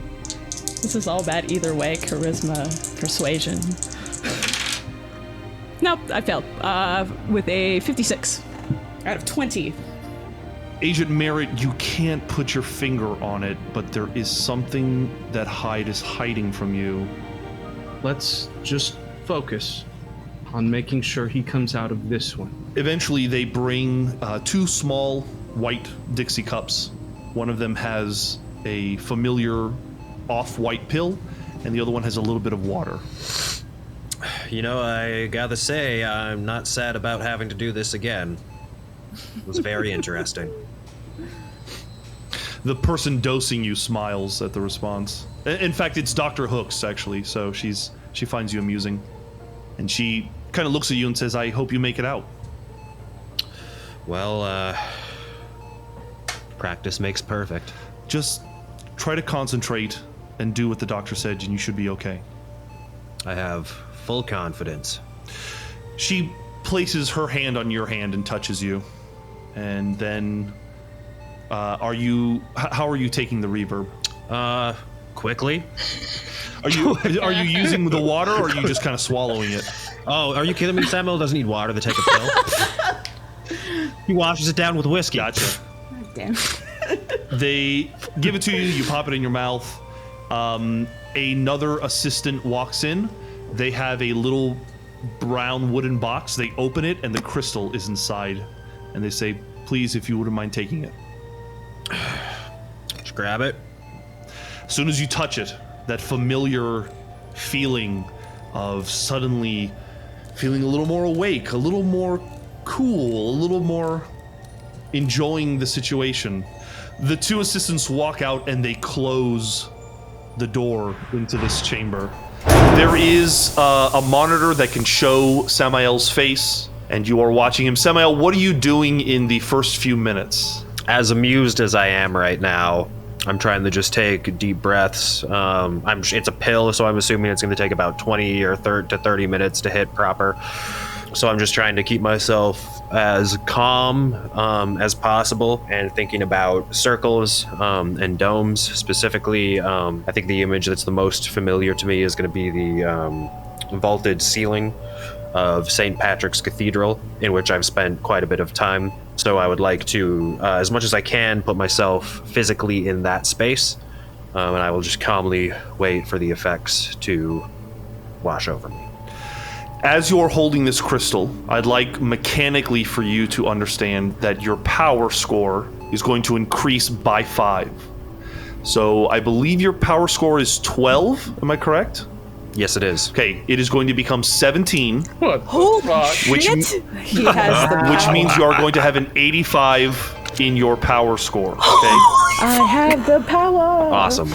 But sure enough, after 20 or 30 minutes, the effects begin to kick in just as before. The more immediate thing is that feeling that the MDA gives you, the happy, giggly, good feeling. And the visuals are not really starting. It's more of the body high, but you concentrate, and you're concentrating on these circles, or you're concentrating on this vaulted ceiling. With your power score, I'd like you to make a power times 5 roll. '84 out of 85. Whoa. Oh my god. God damn it. Jesus. Aaron. Jesus, Aaron.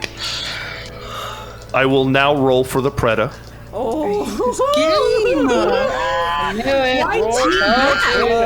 Why is he here? Brenda, yeah, you say it like he's in the room, goddammit. I've had enough of him. Agent Samael, you are concentrating on the circles. There's really no sound. It's very nicely soundproofed in here, and you can kind of hear your own breathing. And as you get high, it's even more you're even more conscientious of it. And it sounds like in the distance there's the sound of a broken window. Circles, circles, circles, and domes. And it feels more than it sounds, but it feels like something is just kind of circling out of your periphery. This low rumbling sound. As much as I can, I will try to ignore it and stay focused on my task at hand, which is to think about circles and domes.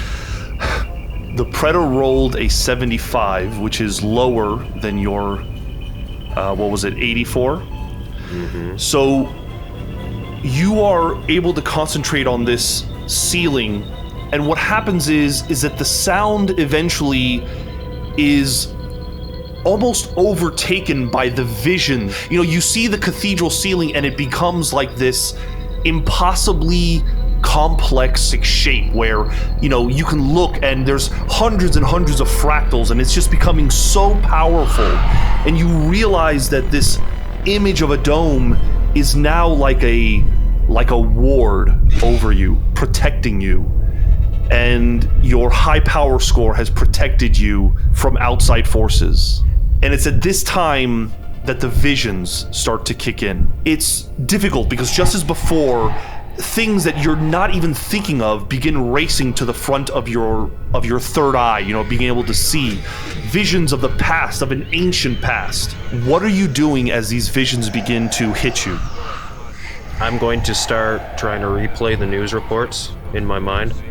And also, I will try to mentally revisit every detail of the confessional that I received. I can't remember if it was this morning or the previous. I think it was yesterday morning, and I'll just try to go over every detail, everything I saw in the news report. I'll think about that Glenridge High School. I'll specifically go over the names of the victims. So Carl Moretti, he's a dentist. He was found in Peconic Park. Vanessa Van Hunt, Glenridge High School librarian. And I'll also try to feel some empathy with the children that would have found her, presumably.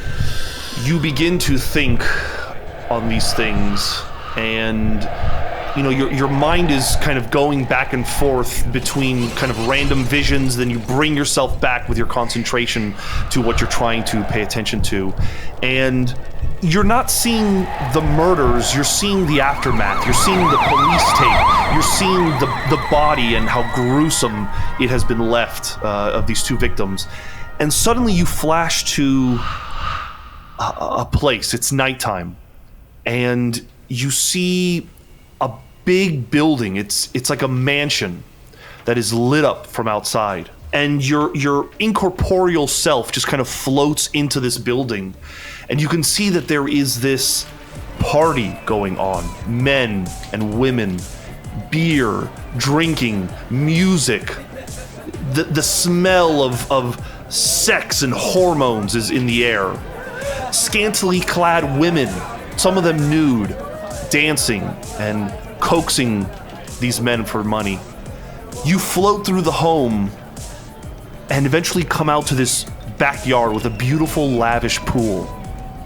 And you float past over the pool into the woods that kind of surround this mansion. And there is a single man alone smoking a cigar. He's overlooking the view of the forest. He looks kind of like he might be related to some of the men inside. Dark hair, balding at the top. But you notice a noise, a kind of clicking sound, and your mind's eye looks up into the tree line. And above the man, you can see the waxing crescent moon. And it is silhouetting some kind of thing. Massive, bulky. Its extremities seem sharp and serrated like a mantis.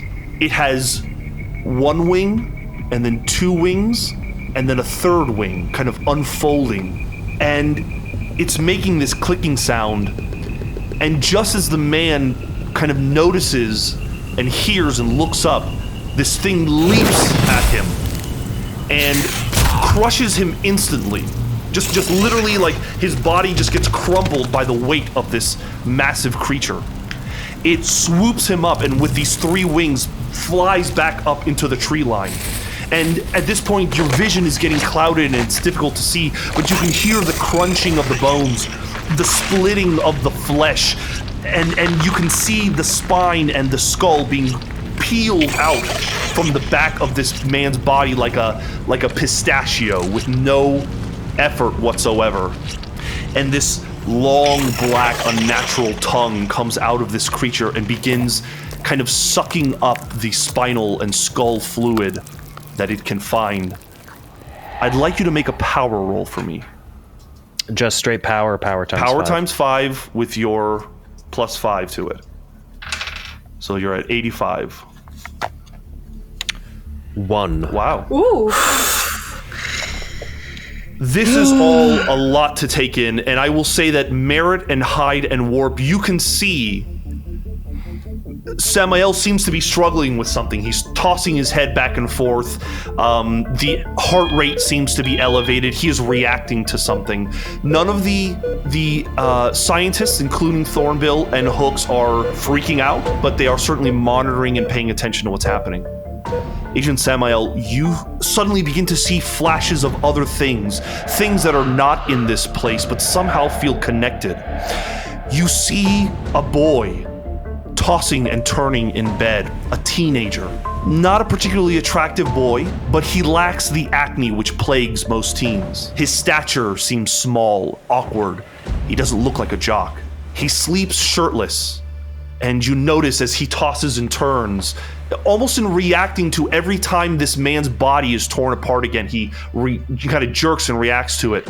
Bobbing back and forth on his chest is a necklace with some kind of amulet around his neck. You just feel that there's something important about this, and you zoom in on his chest, and you can see that it is a clay amulet that depicts two intertwined figures, one human and one a beast with wings. You are pulled out of this vision because the body that has been mutilated by this creature is suddenly released and falls to the ground with a sickening splat. And your third eye sort of is looking upside down as if you were in the body, and you see a group of people run up to the body. Most of them in horror scream and run back into the house. One of them catches your eye. It's Tony from the Hive. Yep. And I need you to make a sanity check, please. So Tony. Yep.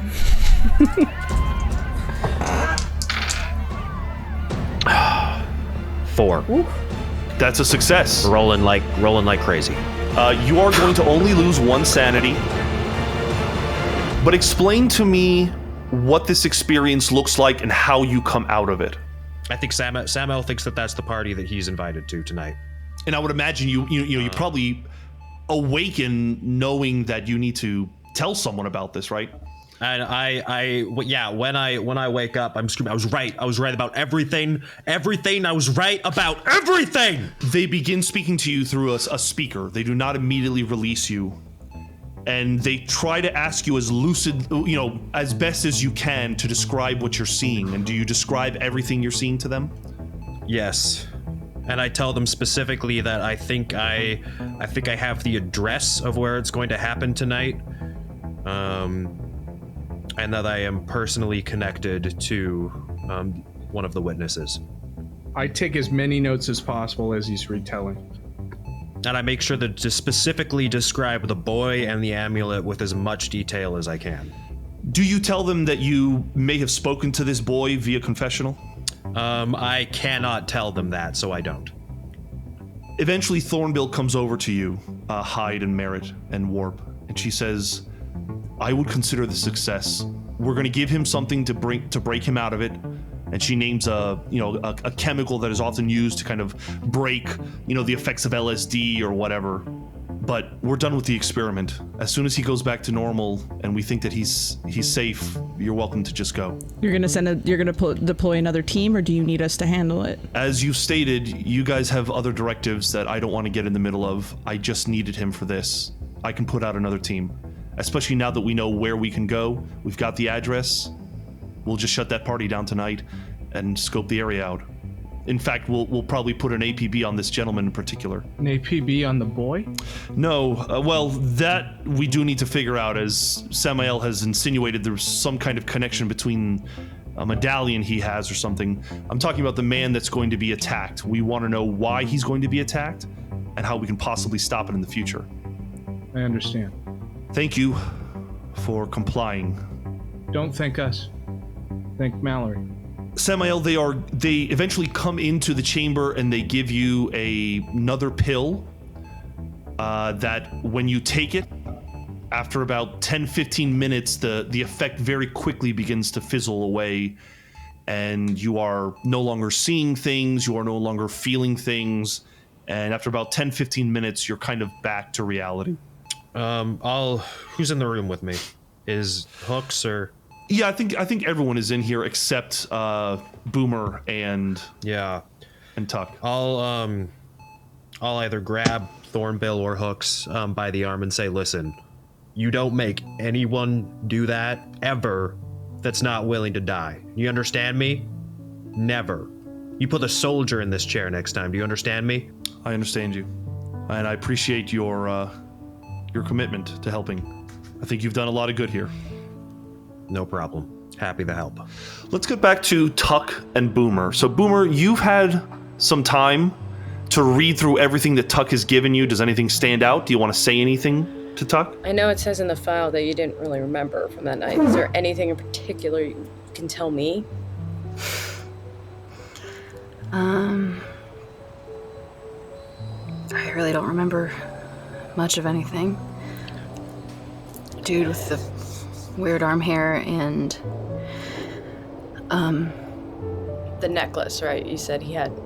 That's what it says. I didn't see the necklace. Someone else did. I don't know what he was wearing. I don't know what he looked like. I just know that he was there, and then she was crying and screaming. And were you both like asleep?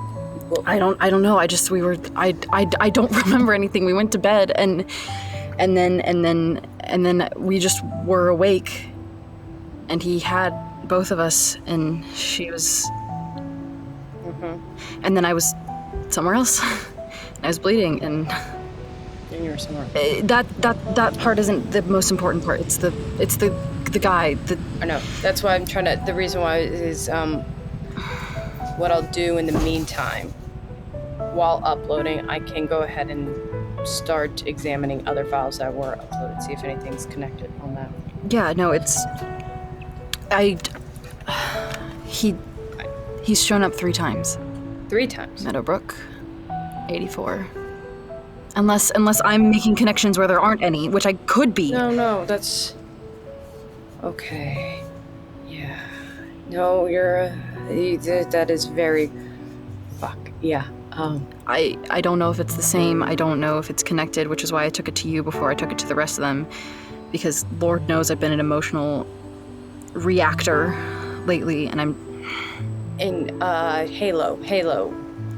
Question. She doesn't know anything.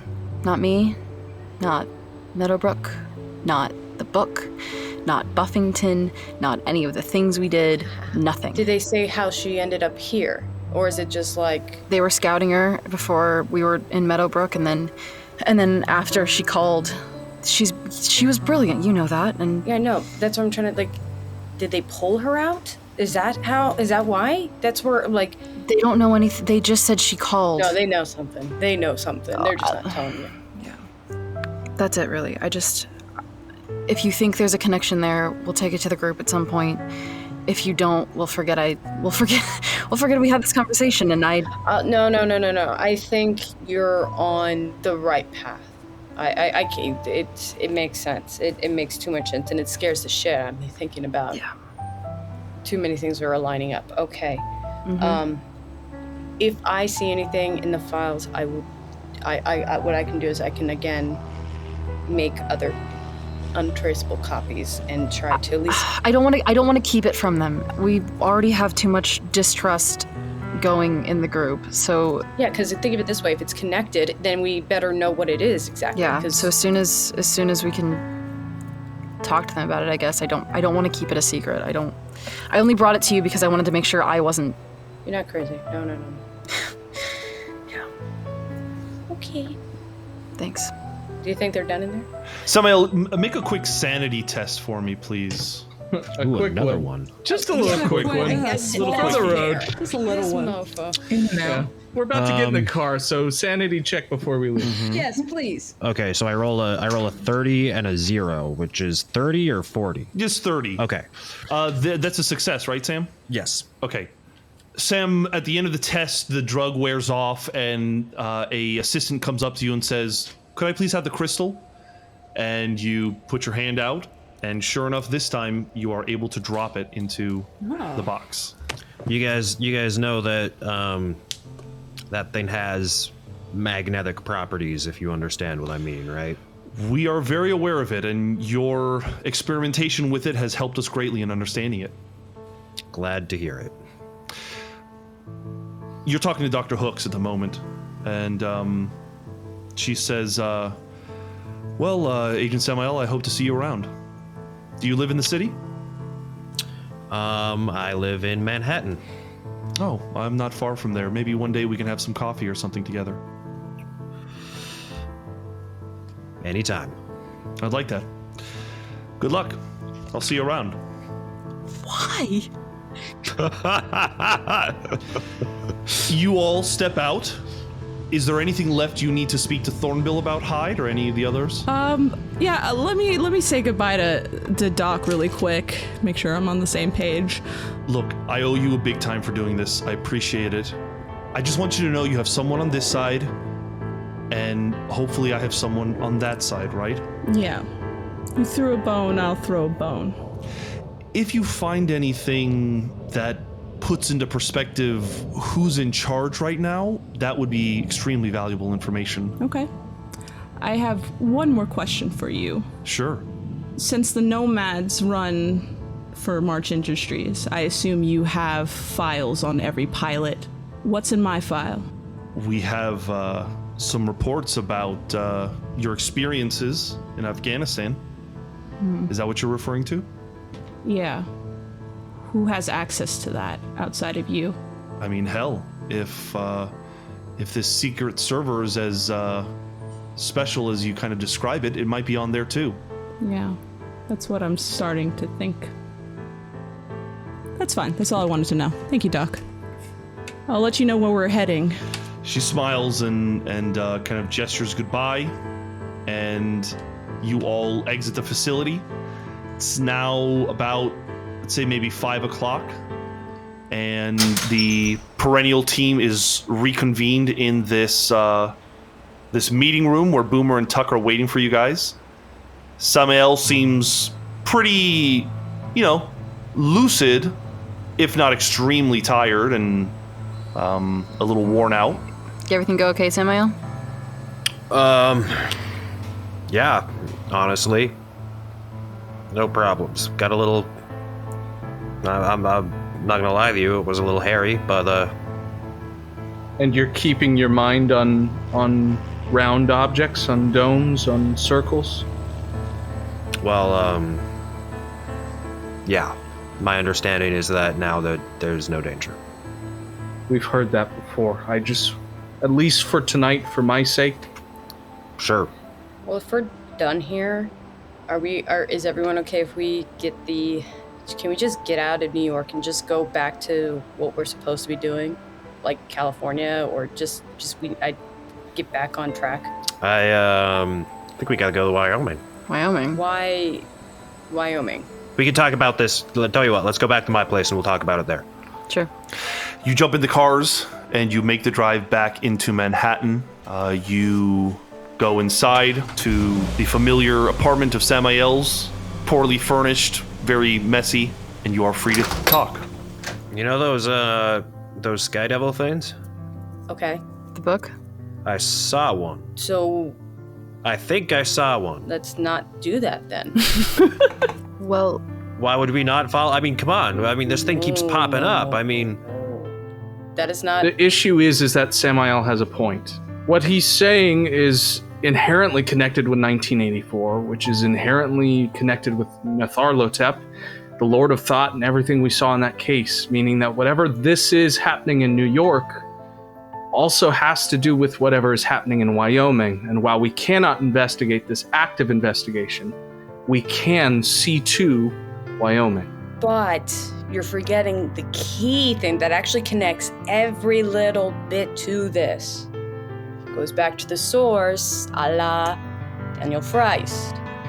sure. Hey, listen, Wyoming and California are a short hop apart. We have a plane. We are closer to Wyoming than we are California, and I think that should be our next destination after Wyoming, or possibly a lead we have in Kansas. But California... And then we're going to get attacked by some Sky Devil thing because, again, we're literally, even though it's... Hey, we're not talking about hunting one of the things down. We're talking about looking into green box. that's it, Boom. We're not going to fight anyone. I am going to 1,000% say that I think this is not the right way, and I'm going to be very adamant about that. We should literally get back to the source of it. Because there's So make stuff your that they point. don't go to California, go to Pendleton. How is Frice a bigger lead than what we have here? Mallory wants us to go to Frice.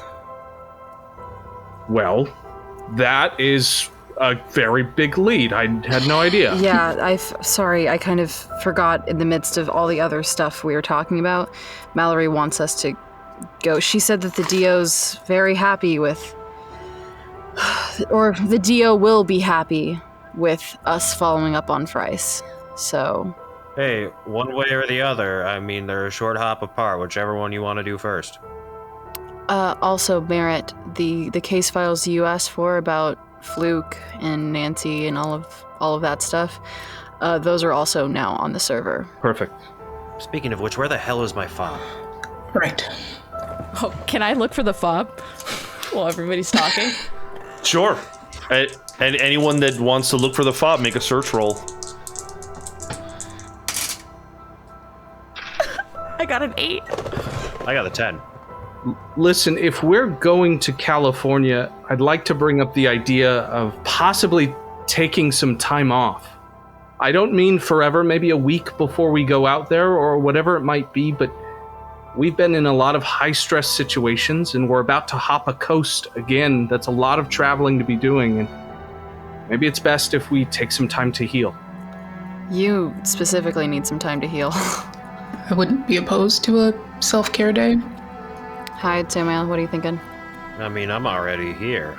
I mean, if you're gonna really ask me if I want to go home, I'll go home. We've all had our say. Feels like we just got started, but, I mean, hell, yeah. I was gonna say, it's been a long, 2 weeks? So some of us have to check in with things they left behind. Well, we'd better clear that up top, but assuming that that's okay. Sure.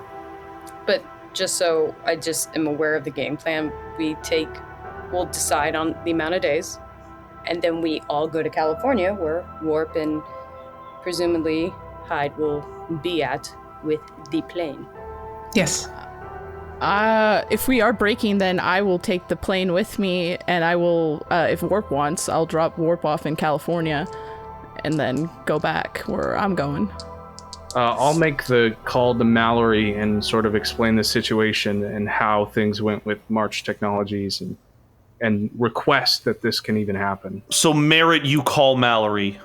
Yeah. Okay.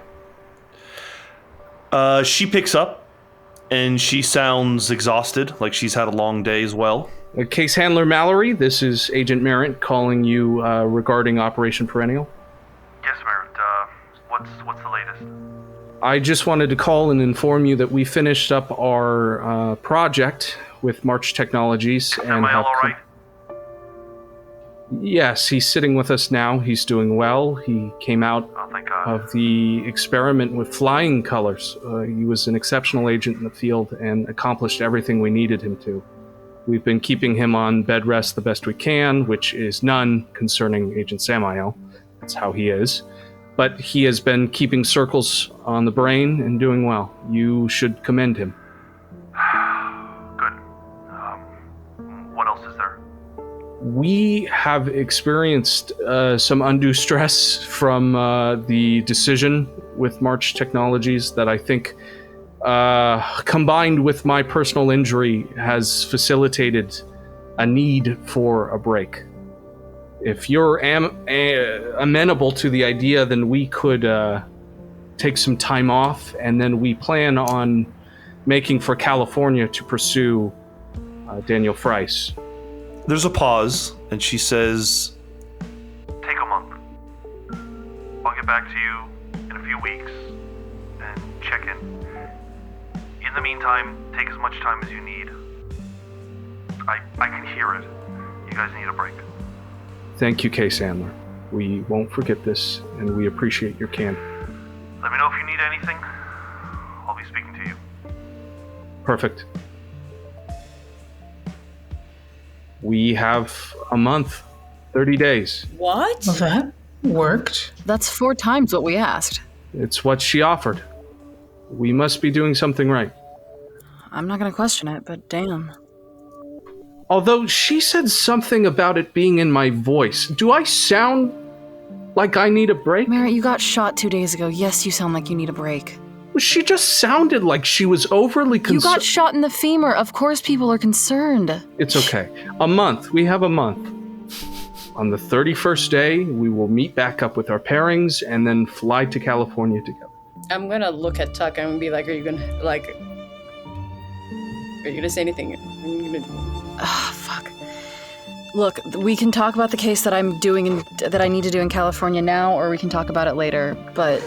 If you got something to get off your chest, get it off your chest. Otherwise, no one's forcing you to say anything. I think we all deserve at least a month to prepare ourselves. That's actually very fair. It's, okay. I'm gonna run downstairs and get the box out of the car.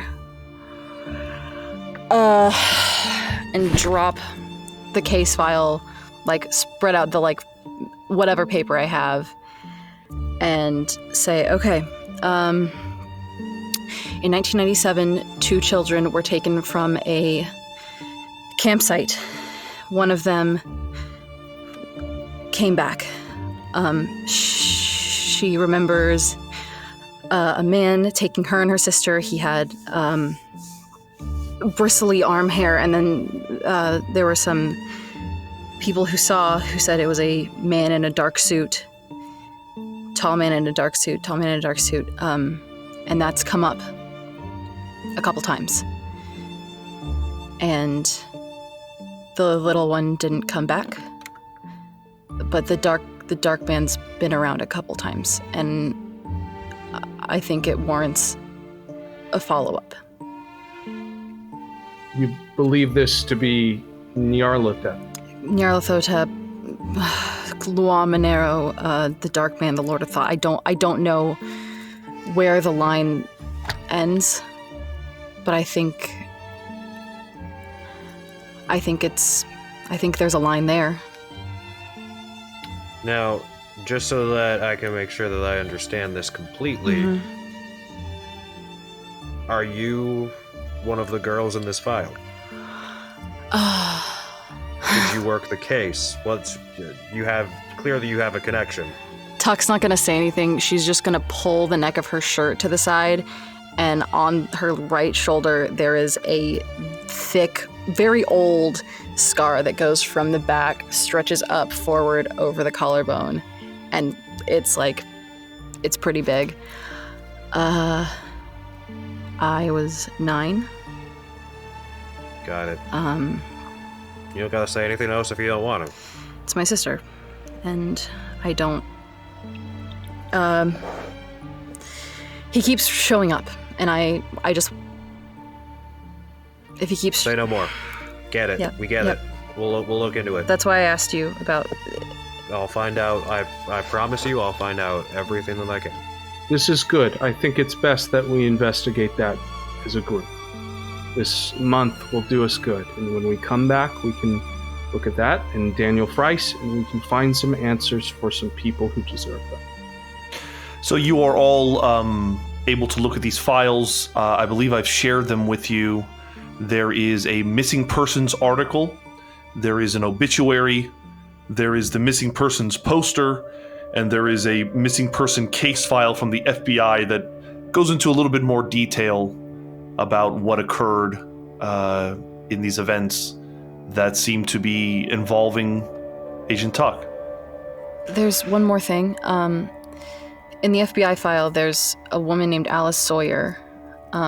She was at Quantico when I was there. I don't know her. I don't know anything else, but she was the...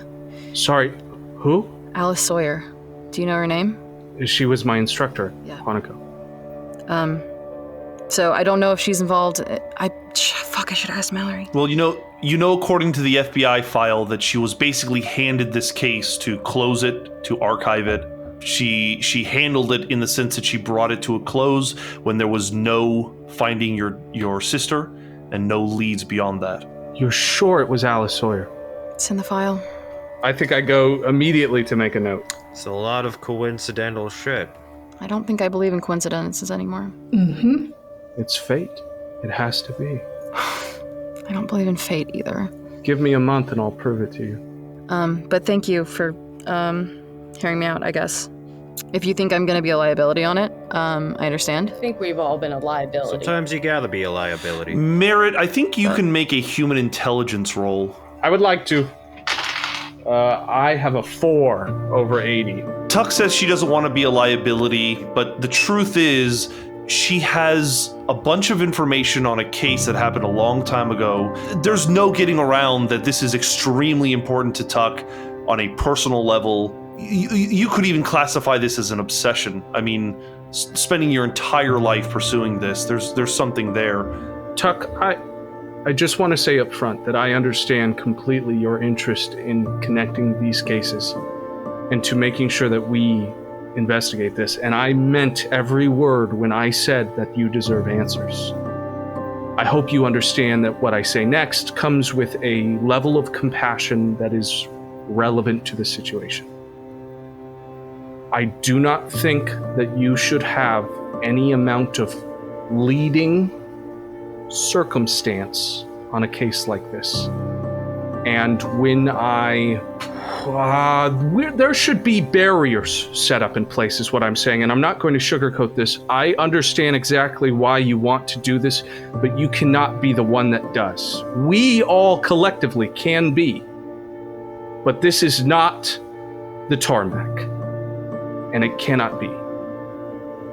Do you understand where I'm coming from with that? Yep. Are we all understood on that? Should we go to Kansas or New York or anywhere that we hold dear to ourselves? If it has our name on it, we are no longer the leading force. Yes. Understood. Okay. Did I find that fob? I got. Oh yeah. I got an 8 on the search warrant. sorry. I got an 8 on the search warrant. Looking around, you do not find that fob.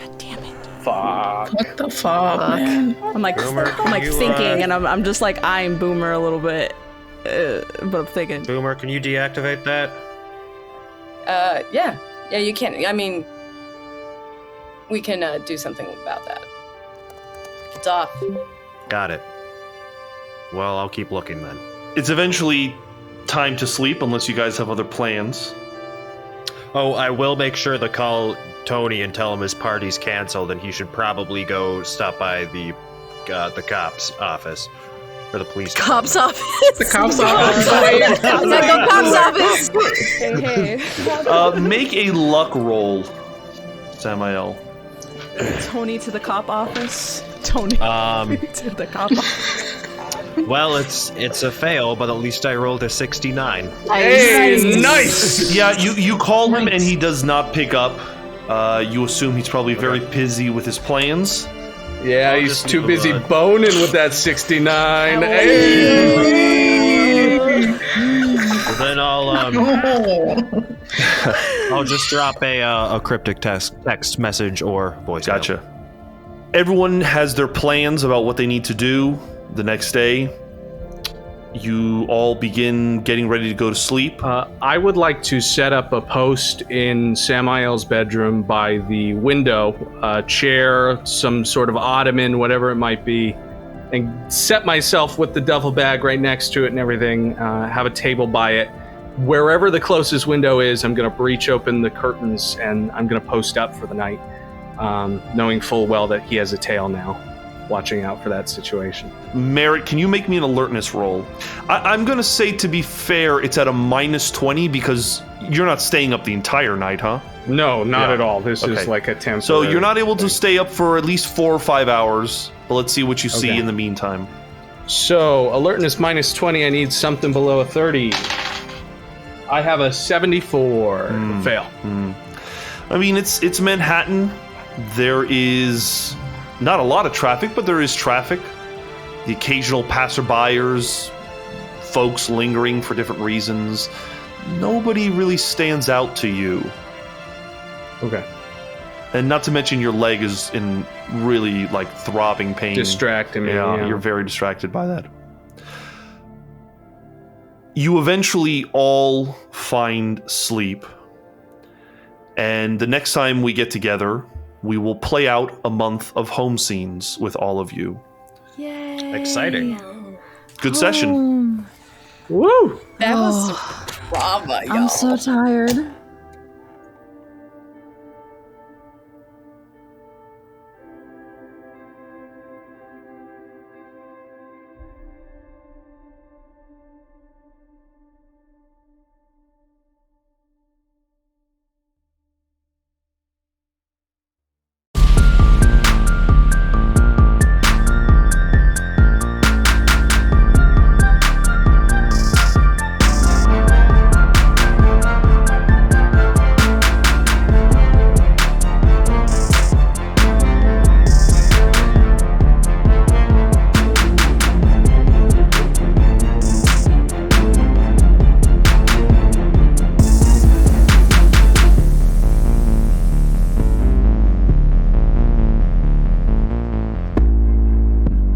Hey, Mayday listeners. Caleb here, celebrating a year of Mayday Roleplay. It's been an absolute joy bringing you all of the content we've been able to show you this year. But more than anything, it's been such a pleasure to share our table with you. Now, I know what you're doing. You're thinking, wow, it has been so great to listen to Mayday, my favorite podcast and the only podcast I listen to. But how can I help those lovable assholes over there at Mayday Roleplay? Well, you're in luck. You can help us continue to provide the same level of high quality, actual play content by joining our community on Patreon. With each tier of support, you gain access to our Discord, where you can get the answers you deserve by speaking to us directly.